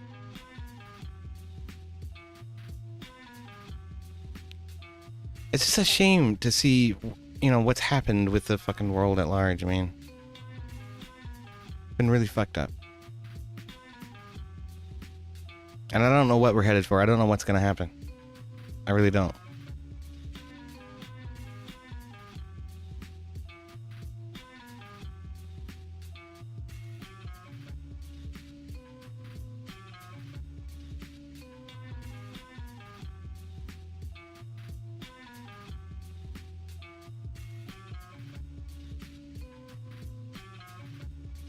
Abrams says Rampage Paul said that was protocol to destroy shit with a hammer. What was protocol to destroy shit with a hammer? don't know, it is enheartening to see people with some common sense stepping up and trying to hold their representatives accountable. This is Jessica Jackson in Chicago explaining to the few members of the Chicago City Council who actually showed up for the open forum, which is where the City Council is supposed to hear the grievances of the citizens. But supposed to, mind you. Stand up right now. Okay. Scan the room. Scan the room right now. Scan the room. Scan the room. Scan the room, Blakemore. Oh. Yeah, it's protocol to destroy shit with a hammer. No, it's when she smashed the cell phones. When Hillary smashed the cell phones. No. It's protocol to destroy the data on the phones. Or to take them to a secure location, especially if they've been subpoenaed. But yeah, I mean, really, what you ought to do is back that shit up, put it on a government cloud somewhere, and then destroy, wipe the hardware and dispose of the phones. But that's not what happened. They just absolutely lost all of that evidence. Like, whoopsie daisy, it's gone now. Yeah, fucking bullshit. Get right here. Get right here. Scan the room. Scan the room. Put it on YouTube. We're getting ready to make this go viral. This is Chicago. This is Chicago City Council. This is how they show up. This is how they ignore the citizens. This is how they break the law. And then they want to turn around and make like we are wrong for not supporting the Democratic Party. But this is what the Democratic Party looks like in the city of Chicago, doing public speaking. They don't show up for a quorum. They on their cell phones. That's Desmond Yancey right there, who's trying to sell out South Shore to super low income condos to make the city look like the projects. Okay? Now you got Conway. Is that Conway or Conway? Conway over there on his laptop because he ain't worried about a thing. He a rich white boy, okay? And then you got Talaferro and you got Cardona right there, okay? I'm hoping that they paying attention. Talaferro, I want my rights protected with my case. I trusted you and some other people, and I believe that you're trying to do the right thing. But you are in a corrupt situation. Get that light bulb head, Richard Rodriguez. See, looking like a Chucky doll. See how he has no respect. No respect for the citizens. Y'all want to be famous? Y'all want to be famous? Let's make them famous. There go Raymond Lopez right there, okay? He's trying to read so he can pay attention to what's coming up. There's Quinn right there. He all right, he paying attention. Pat Downs is right there. She looking up there. Maybe she'll pay attention, maybe she won't. Richard Rodriguez, y'all zoom in on that clown. Zoom in on that clown. He's the most disrespectful individual that... I love the dude. Where is he at? Let me get it. On that clown. He's the most disrespectful individual that you've ever seen. Now he's gonna stand up. Oh, he looking at his boy Tommy like what? What, you need to co-sign that he's a knucklehead? See, they engage in this type of rhetoric and nonsense. Look at it. That's the reason why we are $1 billion in debt. Because we got knuckleheads like Jason Irvin at the top. Yeah, put this on YouTube. Please go to Chicago. Famous. Y'all want to be famous, but disrespecting us and disrespecting your citizens, we're about to make y'all famous. We got 30-some days to get Trump in office. Come on, Trump. Come on, Republicans. Come on, Trump. Chicago. Set this off. Trump, come on, Elon Come on Musk. in here. Come on in here. Come on, y'all. Come Get on. up in Chicago. Turn this red. Turn the red. I love it. I'm here for it. That's beautiful. That's what we need more of. We need more people going down to city council and saying, fuck you motherfuckers. We're not standing for this anymore. This is bullshit. We're going to vote you out unless you do something about it. And there's more and more people coming out and fucking doing that. It really, like I say, warms my heart. Really does. Ah, man. But, yeah, I mean, my bandwidth is hurting real bad. So, does the picture and everything look okay for everybody? I'm getting like warnings from YouTube saying that we have a keyframe frequency issue and my lights are red on OBS, even though it's pumping out at 4,000 kilobits per second. But how does the stream look to everybody? Is it smooth? Is it good? Or is it choppy? I don't know. I do appreciate y'all turning out. Like I say, I'm going to try to turn this into a regular thing. Where on Mondays, I do a little bit of political commentary. Wednesdays, we'll do some gaming and stuff. And then on Friday, we'll hang out and do the community chat. So, Bandit over on YouTube says 5x5. Abrams over on Kick says looks fine. Well, all right then. Heavy says chat's loading slowly. Yeah, I've had that problem too. Like I'll say something and it'll take 30 seconds before it actually shows up. But it's just, you know, it's just the FBI and the NSA keeping an eye on us, you guys. They're trying to make sure we're safe.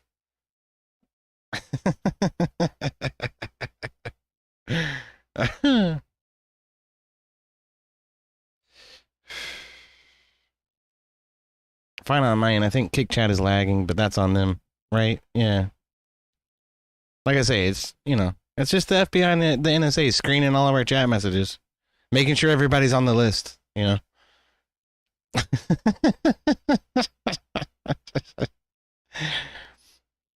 Oh man.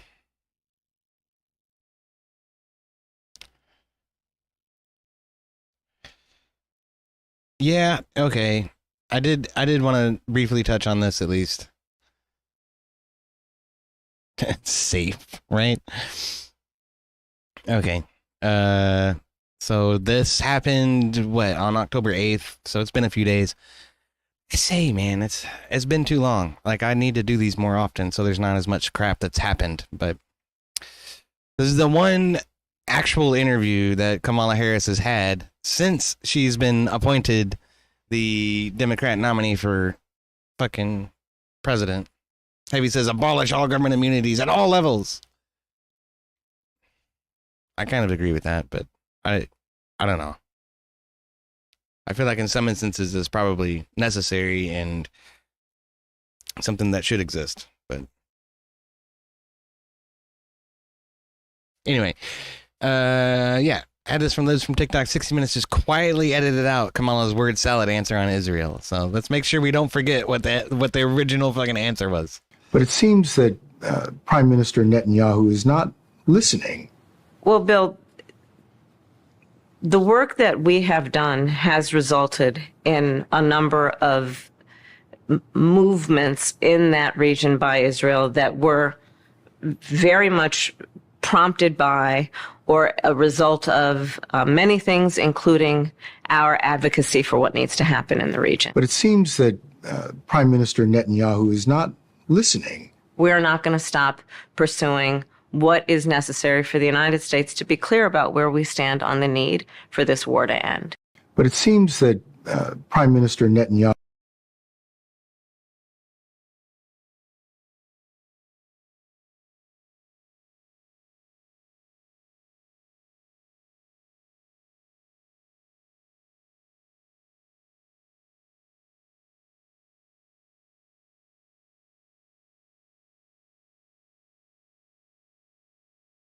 It's just categorically full. No, Biden did not take FEMA relief money to use on migrants. Shit, we did not take FEMA relief money to use on migrants. Right? Yeah, I was muted. I'm sorry. What was I saying? Is don't forget that fucking Kamala Harris's little word salad there got edited out by fucking CBS. But we had another one from fucking KJP. First, she says, we did not take FEMA money to use on migrants. And then So FEMA regional administrators have been meeting with city officials on site to coordinate available federal support from FEMA and other federal agencies. Funding is also available through FEMA's emergency food and shelter program to eligible local governments and non-for-profit organizations upon request to support humanitarian relief for migrants. Okay. So first she says in October of this year, oh no, we didn't put any FEMA money on migrants. What are you talking about? And then September 2 years ago, Oh, there's all kinds of money from FEMA for migrants if you want it. Non-profit organizations and governments alike. Doesn't matter who you are. Come on down. We got all the cash in the world for you. Fucking lying through their teeth constantly. No one lies as much as this bitch, I swear. No, Biden did not take FEMA relief money to use on migrants. So FEMA regional administrators have been meeting with city officials on site to coordinate available federal support from FEMA and other federal agencies.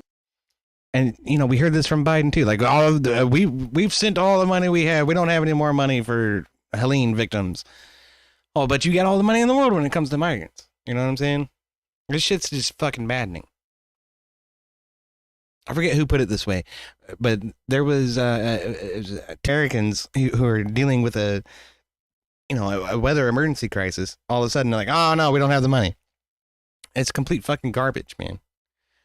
Complete fucking garbage. They got the money when it's something that they want to do, but and if it helps somebody who's not going to help them, then suddenly they don't fucking care anymore. Fucking ridiculous. And a lasting peace with equal measures of safety, opportunity, and dignity. Now, moving on to the Hurricane Helene. President Biden and Vice President Harris continue to use every tool available to help communities devastated by Hurricane Helene. I could help it. I could help it. This was great. Securely side by side in a Oh, I did want to show this though. Oh my goodness. This was for Helene and what's happening in North Carolina. Accessibility to a lot of these communities is by foot or horseback in a lot of cases, which is why the helicopters are so fucking important. But sometimes people can't walk or they're injured or whatever, right? But a big compilation of people coming out and doing the job that fucking FEMA wouldn't do. Which is a shame. As much fucking money as we pay to the federal government in order to help in situations like this, it comes time, for us to cash the fucking check. Suddenly, they're not there, and we got to get good old boys on fucking horseback to come down, and people willing to fly helicopters to actually pick up the slack. Fucking unreal.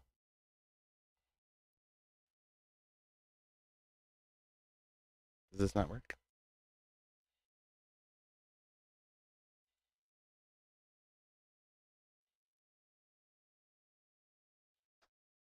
Converted down here to run air operations for what Savage Freedoms is doing. We're staging out of a business that just got massacred, but they're giving us the property to work an emergency operations center out of here. This mission out here is slowly turned into the recovery aspect of it. So today alone, we've had numerous supply runs with requests from medical supplies to O2 to personnel rescue to recons into areas we haven't been yet. Resupplies are going into the regions that cannot be accessible by ground, and some of that is even by horseback or UTVs. The bridges are blown, so our recon teams are telling us where we can and cannot send vehicles, and we're dropping birds right on top of them with resupplies, or we're reaching out even further.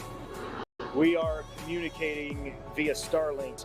Let's be very clear, this region of the world is talking because of Starlink and SpaceX. So that's what's happening here outside of Asheville, North Carolina. Yeah. That's more stuff that was good, that was heartening that I found. But yeah, like I say, I don't know. I'm kind of running out of steam, so I think I might call it there. Some other good long form stuff that I could recommend to you guys, but I don't think I want to sit here and watch all of it. Konstantin Kisin actually decided to get off the fence when it came to the war in Israel, so that's interesting. And then this guy was on a Jubilee thing. Charlie Kirk had done something similar where like sit in a circle of people who oppose your point of view, and then they all take turns fucking waylaying you for 30 seconds or whatever. This guy's the exact opposite of Charlie Kirk, though. So he's surrounded by a bunch of conservatives, and it's fun to see some of them just fucking take him out at the knees, but like this one. Kamala Harris would be a much better president than Donald Trump. Welcome in. Hi. Hi. So, do you mind if I give you my reasons why I think that Harris would be a better president? If you want. Yeah, so there's two main categorical reasons why I say Harris would be better than Trump. The first category is character. The second category is policy. Let's start off with character. First of all, Trump is a felon, Trump is a fraudster, Trump is an election denier, he's a dictator on day one, wannabe fascist, okay? Kamala Harris is none of those. Kamala Harris wants to protect and preserve a democracy. She wants to fight for the freedoms of all Americans, especially the 170 million American women and girls. And then we could reference policy next. If you want to respond to character, go for it. If you want me to hop straight into policy, I could do that too. Well, starting with character, I technically do not think she's a good person. Speaking of which, if we're bringing up stuff from the past, we can say she slept with Willie Brown, broke up a family just to get her job. And while she was there, she used a firm that was putting people in jail that had false positives on drug tests. And she knew they had false positives. She admitted to that. And she was still putting mainly black and brown people in jail, considering I'm both. That is very much a big issue for me. And also that a woman shouldn't represent, they should just sleep to the top for their job. They should actually work hard for it. I generally don't think that she's a good representative. There's plenty of other women out there. Yeah, I have a question. How many votes did she get in her run for AG? Do you know? How many votes did she get in her run? We're talking about character, though. Of course. We'll talk about character and morals. Yep, shifting the goalpost immediately. And if we're mentioning character and morals here, she's clearly not a good person. Okay, I'm responding to your just claim. like you had mentioned all that stuff about Trump, which could be true. I'm She's referencing your claim an that she. adulterer and a family. I'm court referencing wrecker. your claim that she slept to the top. How many votes did she get when she was running for AG and DA in the state of California? But that has nothing to do with the fact. It does. She got 4.5 million votes in total. 80 million for her run for AG or DA. I don't remember which one. And then 4.4 million for the other one. I have a question. You're saying that she slept her way to the top. How many of those 4.5 million people that voted for her did she have to sleep with? Well, obviously. And the attitude is just, it's so pervasive too with people who argue on the left.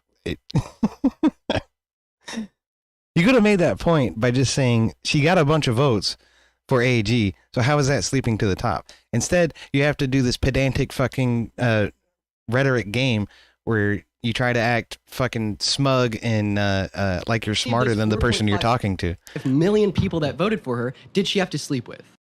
Right. With this retarded smugness.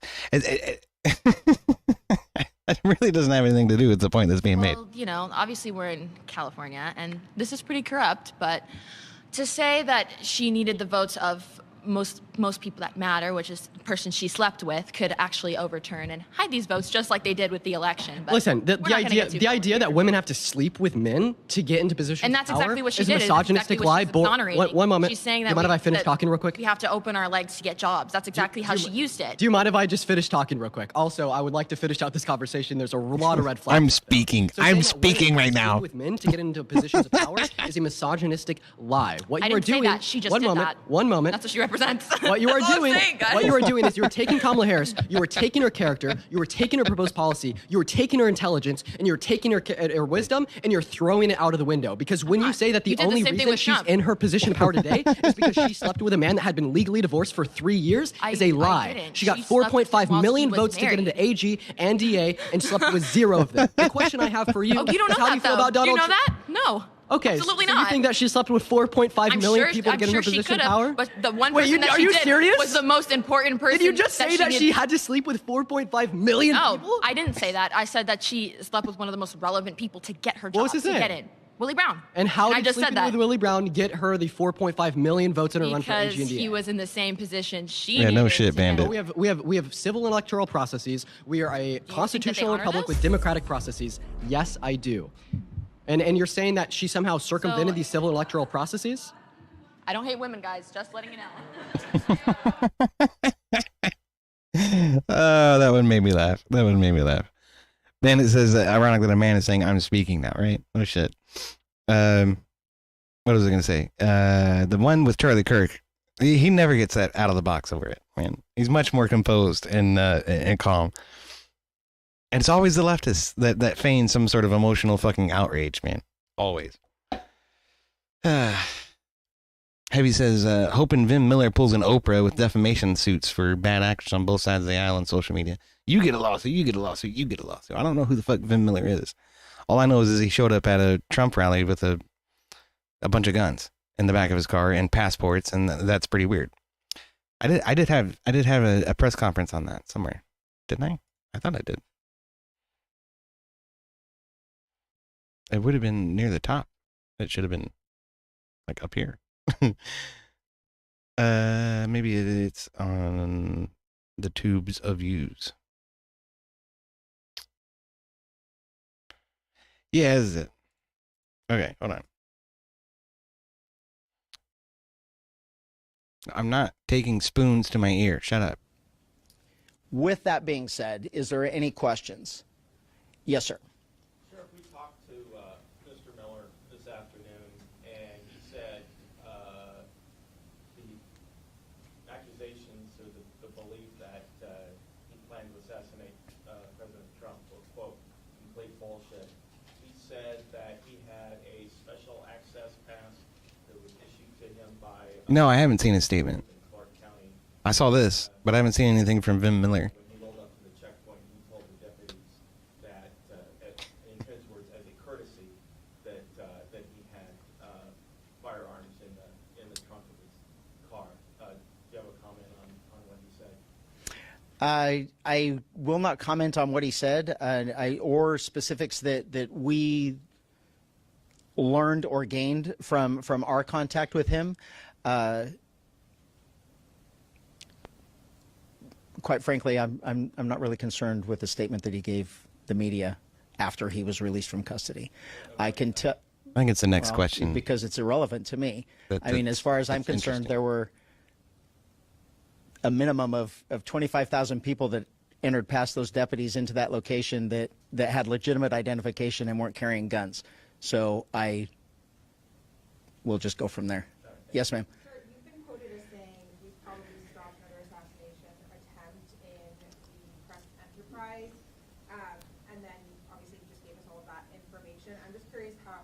What about what happened led you to that conclusion and that statement, given what you just explained about what you saw in the car and everything?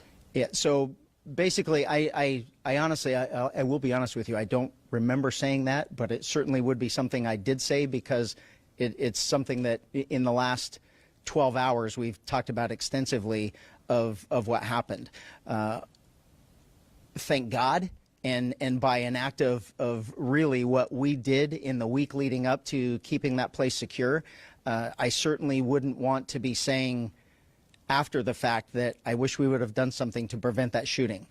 And there is absolutely no way that any of us are going to truly know what was in his head. I can tell you that none of the other probably 50,000 people that showed up yesterday for that event brought multiple passports with different names and guns. And if there is any further statement about whether or not he belonged there, the statement of him saying that he was given credentials to be there by someone else, that's not up to me to decide. I mean, we didn't arrest him for going inside the facility. We arrested him for having guns, illegal guns in his car.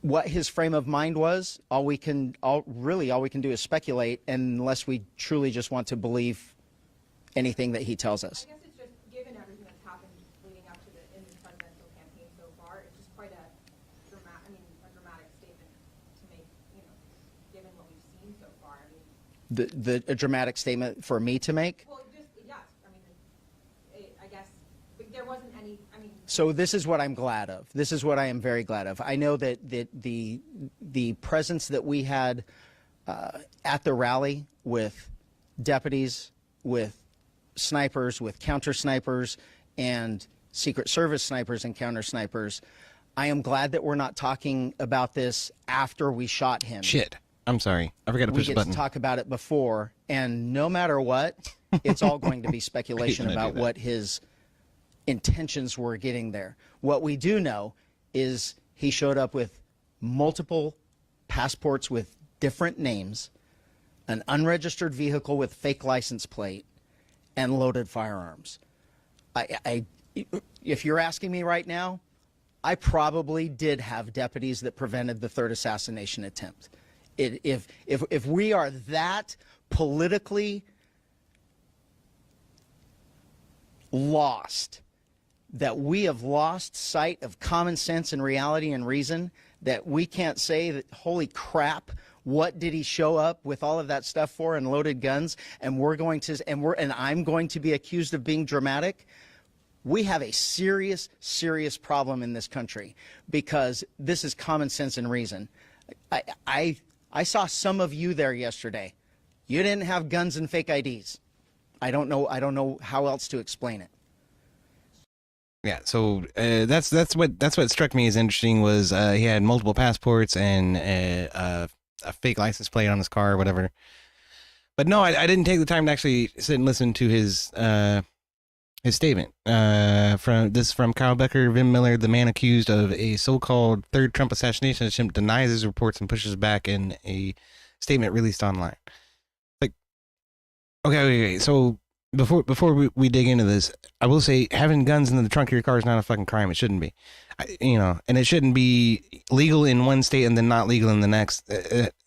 That shit's ridiculous to me. I've heard of stories of women or of a woman that drove from like Virginia into Vermont or something, and she happened to have a firearm in her glove box, and she was arrested for that because she got pulled over for speeding, or a fucking blinker was out, or registration, or something innocuous, right? And then, of course, one of the questions the officer always asks you is, are there any weapons in the vehicle? Like, well, yeah, there's a gun in the glove box. Then the cops asked her to get out of the car and put her in fucking jail. She's not supposed to have a gun at all in New Jersey or whatever. But so that's apparently what happened here. This guy had guns in his trunk that were illegal in California, but were not illegal, in the next state over, which that's fucked up. That should not even be a thing. But okay, anyway, him having, fake IDs and multiple passports, that's kind of strange. That's a little weird. That would raise my eyebrows too. But Heavy says federal agencies didn't charge him with anything. So that's interesting. But this is from Vin Miller. So God put me in that situation in order to be able to expose really what's going on.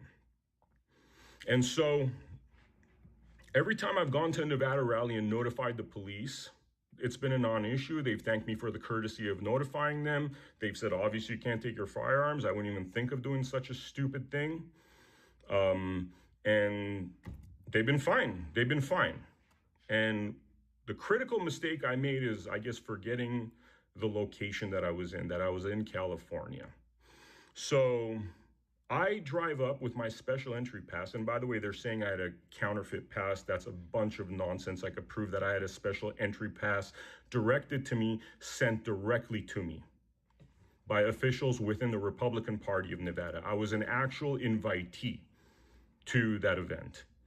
So as I'm driving, there's an area where you enter the parking lot after you pass a sheriff.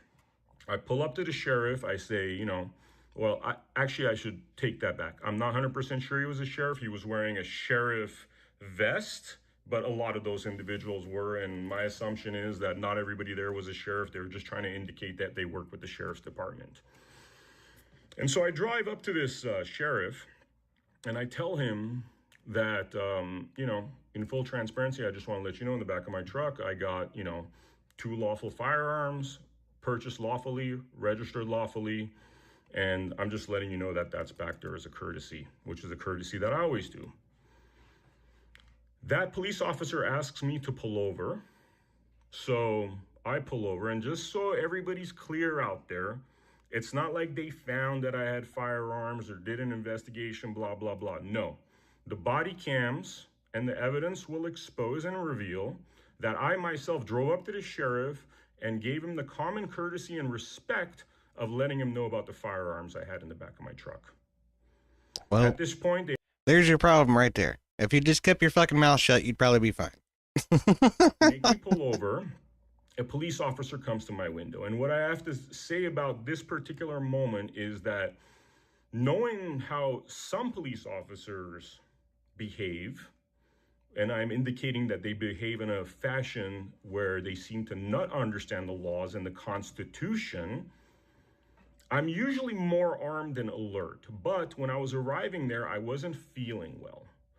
I I have certain health demands, I guess you could say, that require me to regulate my blood sugar level and also require me to have basically my water bottle, which I'll put a couple of different supplements in there that whenever I'm having issues and I feel like my blood sugar is all over the place, I drink some of that stuff and it helps me to regulate it, right? At this moment, Isn't that what insulin is for? I thought that's what that was for. You know what? It depends on which type of diabetes it is, I guess. But, anyway, what am I saying? Heavy was saying, show me anyone outspoken in the current political climate that isn't a bit strange. I think JD Vance is pretty fucking normal, which is ironic because like one of their fucking attacking points was that JD Vance is just weird. Like, well, not really. He's a family man. He has a dog. He's speaking common sense to the retard media. I like it. But him and Charlie Kirk seems pretty normal. I think James O'Keefe's a little weird. Chip Roy's pretty normal. I thought Thomas Massey was normal, but then he did an interview with Tucker Carlson, and I found out he's like a major pepper dude, so that's a little weird. Racecar says this smells of bullshit. Yeah, well, him having a dog's a big thing for me. That helps. I raised a German Shepherd too, so I know what that's like. German Shepherds are awesome. They're extremely intelligent animals. I taught my German Shepherd to walk on the sidewalk. I could walk her without a leash down a busy street, and she would stop and wait at the crosswalk for me until I told her it was okay to cross the street. Literally that smart. Very smart dog. But you know what she didn't do was bite every person who came into my residence, like Joe Biden's dog.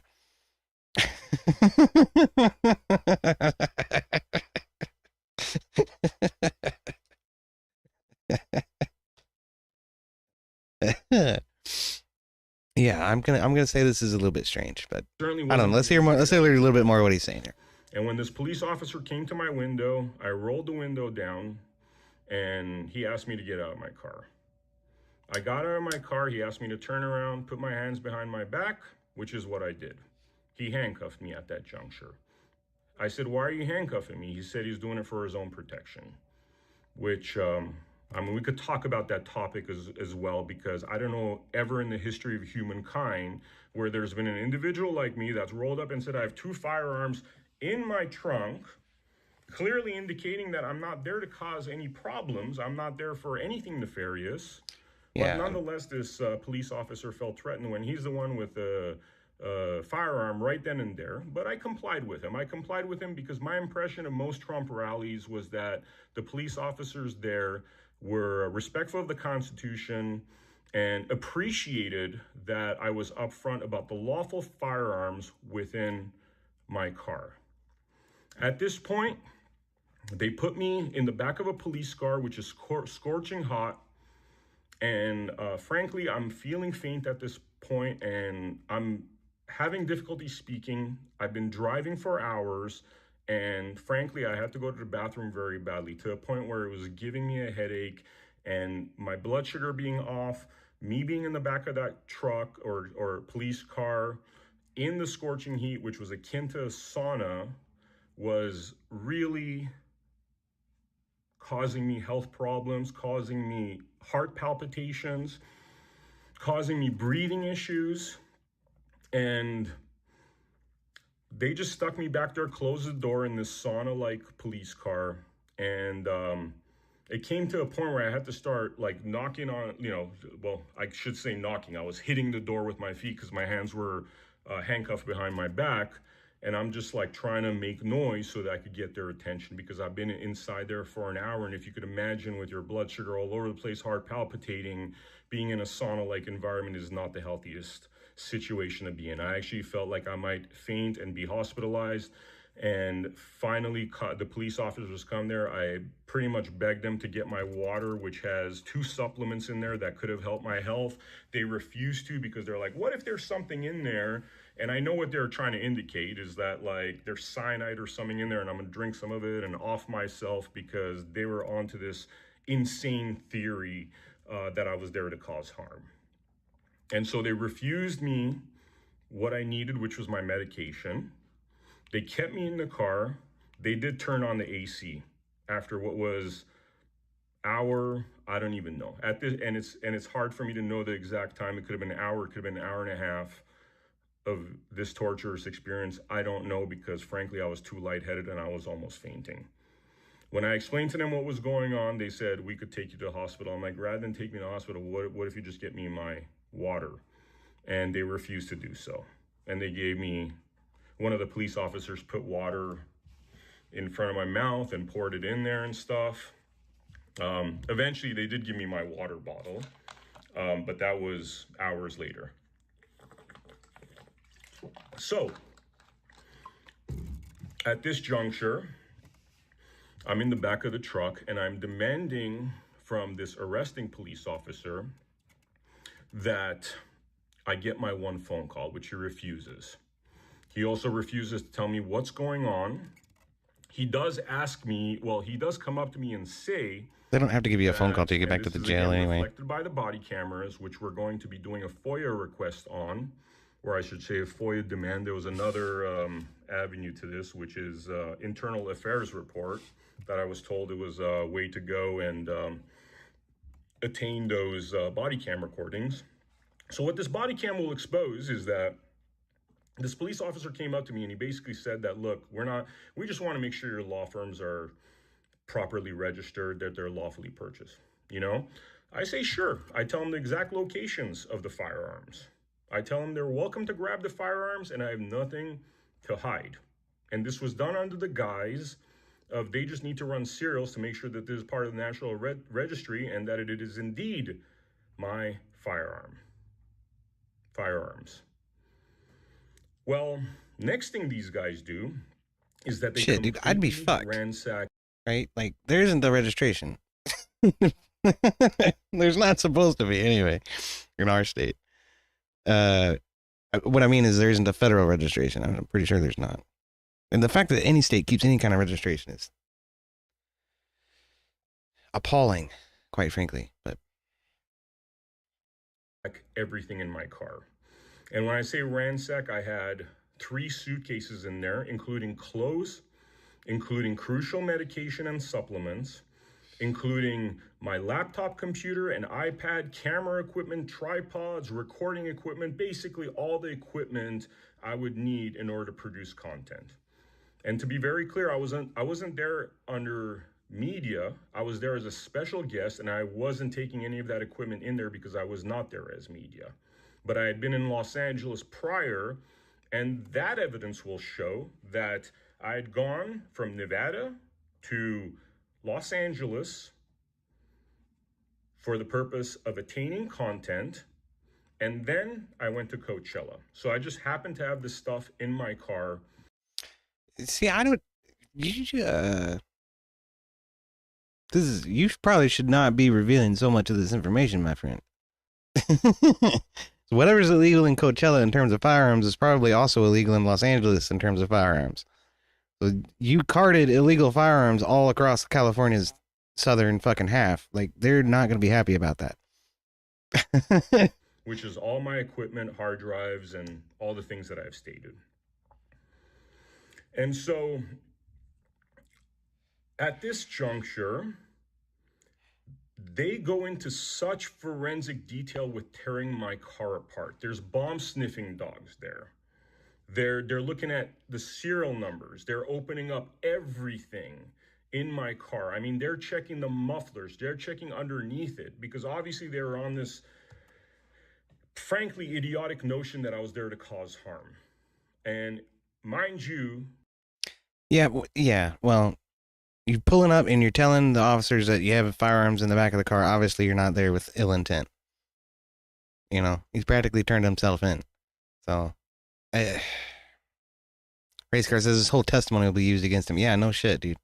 This is probably going to show up in court. The right thing I believe to have been done is when I asked the police. First assassin that informs law enforcement adhering to officer commands, right? No shit. Police officer, hey, I have firearms. I actually said, like, when I first drove up there, I said, look, if it's an issue, I could do a U-turn and go away because, you know, I understand, you know, because I could tell from his reaction that he wasn't reacting the way our Nevada police would have reacted to that sort of comment. And I said, look, man, I could just turn around and go, man, I don't even need to go to this rally, you know? But they chose to have me apprehended and arrested, right? So they ransacked the crap out of my car, and lo and behold, they find absolutely nothing. I think it was clear that this was an attempt to find incriminating information or evidence upon myself, because carrying a firearm is protected by our Constitution, and say they found other, you know, something nefarious in there, that would clearly be a way to justify what they were doing. But there was no justification.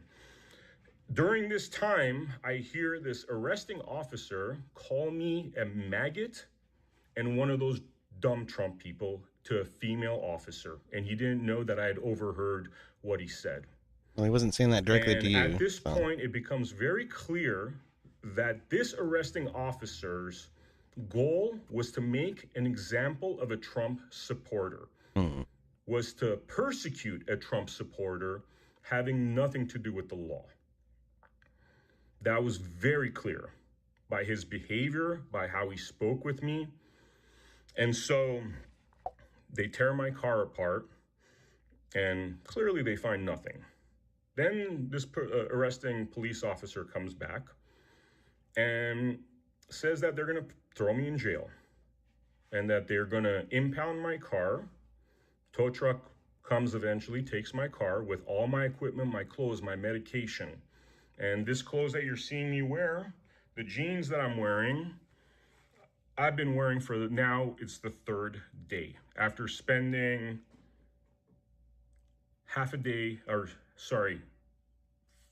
4 hours in a car, at least 1 to 1.5 hours of which was a sauna. So you can imagine Coachella, I'm standing outside sweating, I'm inside a car, I'm sweating. So right now I feel gross, to be very clear. And so they take everything, they impound it, okay? Now, this arresting officer comes up to me and says, the Secret Service and the FBI want to speak with you, okay? And this is when his narrative started, I guess, falling apart. I noticed he hasn't mentioned the fake IDs yet. He told me that, you know, there's a serious situation, there's been assassination attempts on Trump, blah, blah, blah, and they're going to investigate this, they're going to interrogate you, blah, blah, blah, right? And so now we're about 3.5 hours into this ordeal, I would approximate. And this arresting officer drives me to an RV where the feds and the Secret Service are stationed. Now, what occurs to me is that the fulcrum in all this event is this one arresting officer. He's the one passing information to the feds, to the Secret Service, and he's the one coming back to me and relaying this information. Yeah, I heard that. Although it was very clear that he was skewing this information. So, and I will explain why. So we go to this RV, he steps out of the car, and at this point, as hot as it was before, now it's freezing inside the car. Just a little detail, I'm talking like, and by the way, I'm in sandals and a shirt because I showed up for desert weather, and I'm in this freezing cold car. I would approximate now it's 6:30-ish or so p.m. He walks out of the car, he has a conversation with individuals that are Secret Service and feds. And he's in this conversation, which I'm watching through this kind of grid that they have in the back of the trucks, you know, that kind of prison grid looking thing. I could tell from the reaction of the Secret Service and feds that they're just not kind of buying his story. They seem very disinterested. And yeah, and Heavy said that the feds didn't press any charges. You know, all of our research, the FOIAs, the body cams, all that stuff's going to reveal this because this is going to turn into a major lawsuit. And I'll tell you how major this lawsuit is in a moment. So in this interaction, they seem very disinterested, right? And I could tell that they're not buying his bullshit. I could tell that, you know, these are, you know, you have smart officers, you have smart authorities, and then you have not very smart ones. And I could tell that these guys were a lot sharper than this arresting, you know, fool, I would say. And then he comes in the car and he says, well, they're going to come to the police station and interview you, okay? By the way, at this point, we're, you know, now 4 hours into it, and I've been asking to speak with a lawyer, get my one phone call, and he's refused to do so. He's refused to do so, which, by the way, I never got my one phone call. They did not allow it, okay? So I then am taken to the police station. That's lawsuit worthy right there. Where essentially it's a 6-foot glass barrier between this holding area and where all the police are seated in front of their computers, right? And I'm reading the penal code over there. There's a penal code on the wall that says that immediately upon request by the person that's being detained, they're supposed to give my one phone call. But again, over and over again, this officer refuses. And at this point, since I've, you know, I told you they let me have my water with my supplements in there, now I'm feeling a little bit better, okay? Now I'm feeling the savage come out because I know what this guy's doing, okay? And so I stand up, and by the way, I'm chained to a bench, so when I say I stand up, I mean I pretty much stand up in place, and I say, listen, man, this penal code right here, and I read him the penal code, how immediately upon request, I'm supposed to get to speak to get my one phone call, which I was going to call my lawyer, right? And I say it over and over again, and the FOIA requests and the body cameras will reflect that while I was in that holding cell, I'd approximate an hour and a half, maybe 2 hours. I was repeatedly asking for my one phone call, and this so-called officer was refusing to give it to me, making every single excuse. And so then I turned to the other police officers and I said, listen, guys, because now my brain's coming back, okay? And I understand law much better than most documentary makers and content creators because I've actually studied law. And in fact, that morning I was... Now we're getting the sovereign citizen part of him.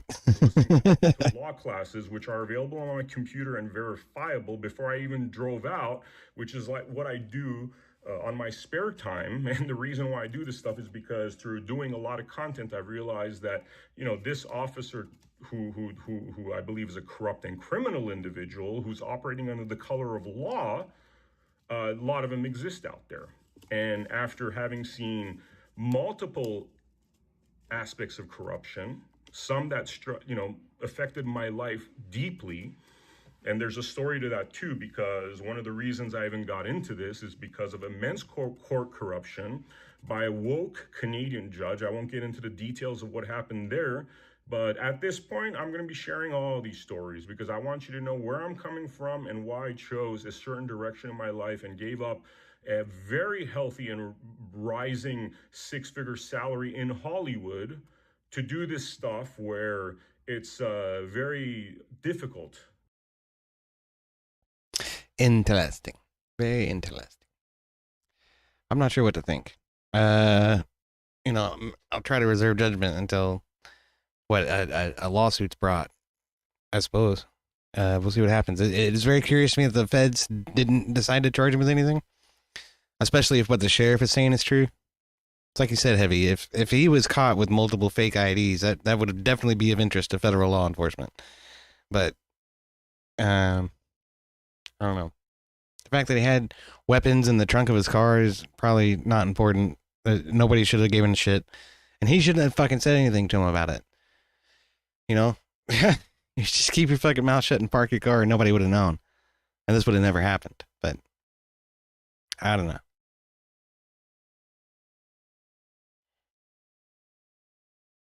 Fringe anti-government beliefs, yeah. Well, and again, if what he's saying is true that he was wrongfully persecuted because of some perception in the officer's mind, that's definitely lawsuit worthy too. So, police officers are supposed to be objective with what they do, not not going after people simply because they don't like them or don't like what they stand for. That's definitely not cool. It's not what we're supposed to be about. But I tell you what, Race Car has been patiently waiting in the voice chat, so I guess I'll jump in there and hang out with him for a few minutes if you guys want to. That's about all I've got for tonight. But I did rebrand the Rumble channel so that it looks like everything else. I realize that was probably confusing for a lot of people. We are live on YouTube right now, and I'm going to try to put more of these on YouTube, which I will probably cut when we go to the open discussion, just so nobody has to walk on eggshells or anything. And then we're still here on Kick, for sure. Maybe one day I'll make enough money that I can afford the blue check mark, and then we can stream to Twitter as well. But I gotta have a blue check mark to do that. It's an expense that I can't really justify right now.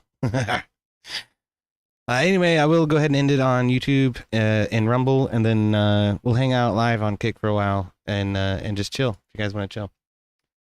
So it does look like I say, I've been getting red lights and stuff from OBS and some warnings from YouTube. So if it's a little choppy, please let me know. But when I was checking earlier and everybody said it was fine, so I don't know. But like my bit rate has been dropping down to like the low 3000s, and it usually runs about 4500. So I am a little bit perturbed by that.